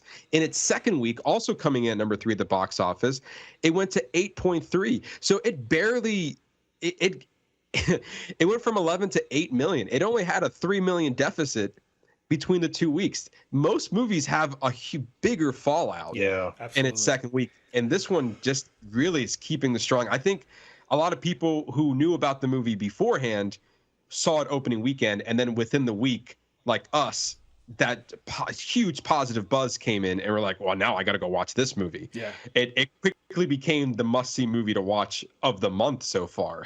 I wonder if there's any correlation where sometimes you see, like, say this movie, I think you said they were originally going to have a limited release for this, and then it became a larger one. I wonder if there's like some kind of cross promotion where you also have Godzilla v Kong: Dawn of Justice is now available on streaming, which it was before, but they take it off and bring it back on. Now it's back on. I've seen some stuff on Twitter where people are bringing up this movie again about how Godzilla always was going to win. Kong got his ass whooped, and it's only because he got a magical axe and he still got his ass whooped. So I think there's the discourse of that online that people are like, they're getting Godzilla back in their minds again. I mean, I think the sequel to that one's like next year, so maybe they kind of had this come out around the same time, and then because -1 is doing so positive, maybe that's like spurned on a whole bunch of people who maybe wouldn't have gone to see this movie. Yeah. But because they're seeing, oh, I watched this on, streaming, and then there's a new one out, I should go watch it, Maybe they're not aware that it's not a Hollywood big blockbuster. But it definitely feels like one. It 100% feels like one. Like the story beats was very, very similar to how American movies would be designed. Sometimes they're not like that, but this time it definitely was. Also, keep in mind, Godzilla's having a huge resurgence right now. We have Godzilla -1, which we've been talking about. There's also the new Godzilla X Kong movie, A New Empire, which is the sequel to Godzilla vs. Kong that was a few years ago. So that's coming out in, I believe, April of next year. And then right now, streaming on Apple TV Plus is Monarch, which is a TV series based off that takes place in between Godzilla, the 2014 movie, and Godzilla King of Monsters. And so you have that show that's actively going on. And so I think right now Godzilla's on the mind for a lot of people. And a lot of different for a lot of people. The trailer just dropped for the new movie. So yeah, between the show -1 and the new movie that's coming out, it's pretty heavy right now, and I think it will continue to be that until either the show is over or when the movie comes out. And so that's I think interesting that you got on the US side, there's so much of like franchise building around this, where these Japanese movies, they're very loosely connected, if any. It's more like we're dropping a Godzilla movie, because I think the one before this one that came out was Shin Godzilla. Yes, in 2016. It's a different design, different height. Like, it's totally different. It's still Godzilla in name, but it's not like this one's a prequel to that one, or it's not all connected. Where you see on US, you've got like a chain of movies. Now they got a show that fits in that continuity. They're doing the same shit Marvel and Disney do. So. Yeah, I mean, it's working for them. I'm not saying anything against that, but it's kind of interesting how you got parallels where over here we're doing things this way and we're building up a franchise around it, and here they're just like, yeah, Godzilla movie, go watch it. Yeah, and I'm trying to look it up. I remember reading there was a kind of fun fact about about Shin Godzilla, that there was a reason why they rebooted it, and I think, if I remember reading correctly, was because they couldn't find a good reason to follow. Oh, here we go. Yamazaki was a big fan of Shin Godzilla. The success motivated Yamazaki to finally make his own film, though he wanted to make this film a different direction. Oh, no, this isn't it. Shin Godzilla was actually a pretty popular movie in Japan, too. It was supposed to be like a reboot or reimagining, and it helped that the director of Shin Godzilla is Hideaki Anno. He is notorious for the anime. He created the anime and directed it, Neon Genesis Evangelion, which, if you like kaiju stuff, there's a lot of that going on. There's a lot of crazy shit that happens in it too, but he's a big fan of like that kind of like style of film. So even in the last Evangelion, he kind of like has an homage to it where they're fighting and it turns into be a set on one of these like Godzilla movies and stuff. So he's a big fan of that stuff. But he directed that one, and I think he's going to be working on an Ultraman film. Oh wow! So he loves the giant guy rubber suit kind of thing. But yeah, Shin Godzilla was a big hit from what I recall, and they changed up his design and everything, and apparently that was, you know, a new look at Godzilla that we hadn't seen from Japan in a while. Yeah, I haven't seen Shin Godzilla, and I'm having a hard time finding what I read. But pretty much the gist of it was that Shin Godzilla was such a big hit in Japan that when trying to make another Godzilla movie from Toho, they couldn't find a good reason to follow up with it. So they decided that they wanted to just go into another new direction, another reboot, if you would. And they heard a lot of pitches from a lot of people, and nothing was working until they heard Yamazaki's pitch, and they're like, that's what we want to go with, and they did that. And I also found another really fun, interesting fact was that it was, man, I can't believe I'm losing these. I should have saved these. Actually, you know, I just found the Shin Godzilla one. This is a movie. I'll read you what I found now. This is the first Godzilla movie to be a period piece set during the American occupation of Japan and almost a decade before the original Godzilla in 1954. According to the theatrical pamphlet released with the film, Shin Godzilla had been so successful, both critically and financially, that Toho was struggling to make a follow-up. Countless proposals were made, but none felt that they could live up to the impact of Shin Godzilla and had with how resonant and acclaimed it had been with Japanese audiences. It wasn't until Yamazaki had a proposal to begin a period piece that Toho could finally begin producing the new movie. So that's gist of it. And then I also saw something about I bet I'm going to find it later, but I can remember this one. The sound of Godzilla, his roar. I guess there was a question for the composers of how they made that. And it said, all we did, which was hilarious, all they did was take the original sound of Godzilla, put it to a speaker, played it on blast, and recorded that. And that's the sound we hear. Don't reinvent the wheel. Yeah.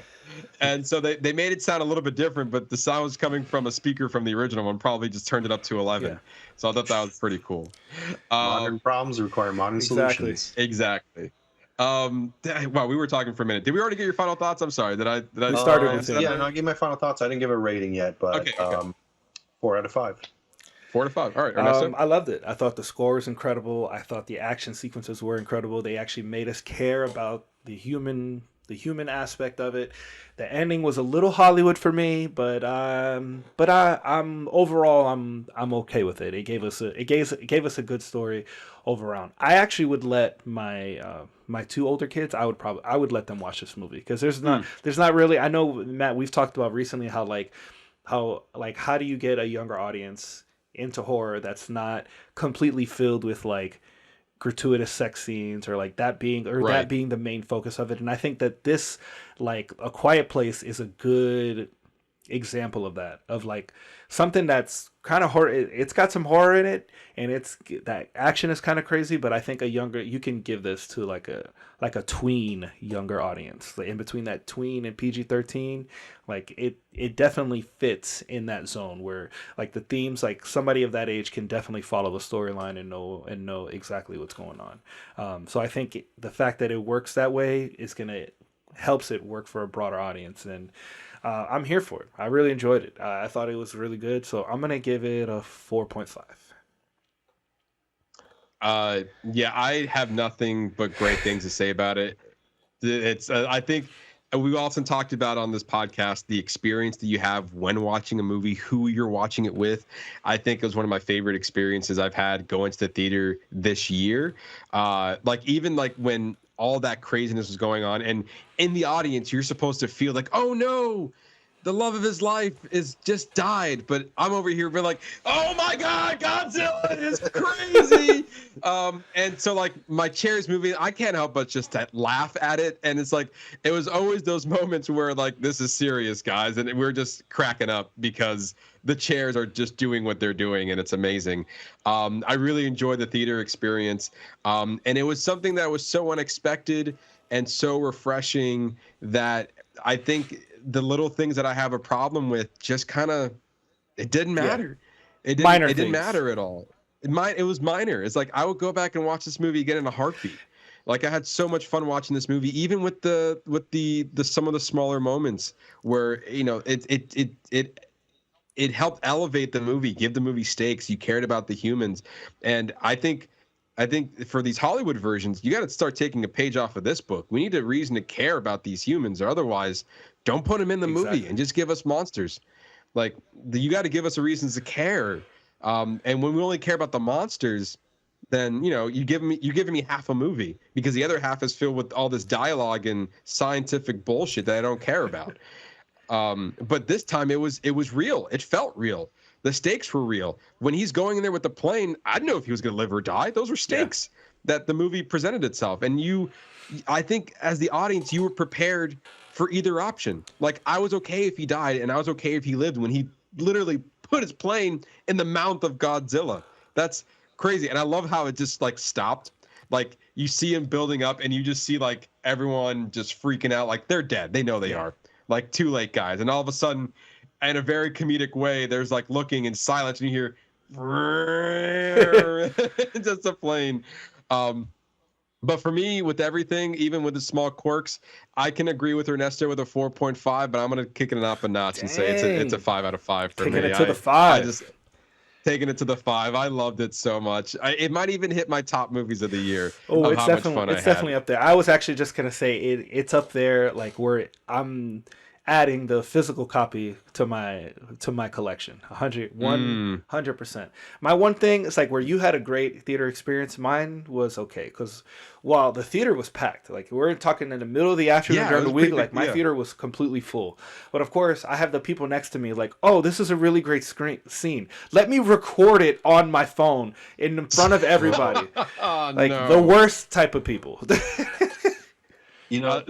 I love the theater experience for the aesthetics, like the seats, the giant screen, the sound, but I hate going to a theater with people in it. I agree. I will try to pick the emptiest theater I can just because of that. I always wait to buy my ticket when I get to the theater because I know where everyone else is sitting. And then I was like, I'm going to try to pick a spot where I can be isolated in my own little world, even if the theater is packed. Yeah. So I think because for me, I was like, ooh, this is a big monster epic. Like, I want to sit in the center of the theater. So I got sandwiched between like 5 other people. I said, you know what? Next time, I'm just going to sit in a row by myself in the corner, even if it's off to the side. Yeah. I will say, going back a little bit to Boy and the Heron, I was surprised to see how packed it was on a Saturday at 10 p.m. And in my head, it's like, don't you guys go to bed soon? Because like this is pretty big. I mean, it's a Saturday night, so I give it's whatever. But I don't often go to the theaters that late. But then there's also times of like, are people even going to this that late? And I guess I was also young. I mean, I'm still young, but like you're young. Younger in the point where I can go watch movies at 11 o'clock at night and be fully awake and chowing down popcorn. I was like, I can't even do that. I picked up an M&M's and my stomach hurt after. You're an old man. I shouldn't have had so much sugar before bed. The popcorn fucks me up these days. I don't know if I eat it on an empty stomach or whatever, but I just feel like you get the bubble guts. Yeah, you cannot eat popcorn on an empty stomach. Absolutely not. But my theater experience wasn't the greatest. I went to the same theater and watched them back to back, and both movies, whenever it was like kind of a quiet kind of moment, all I could hear was the theater next to me, like bass pounding and the walls vibrating and shit. I was were you next to Beyonce? Yeah, I kind of wish I was at home.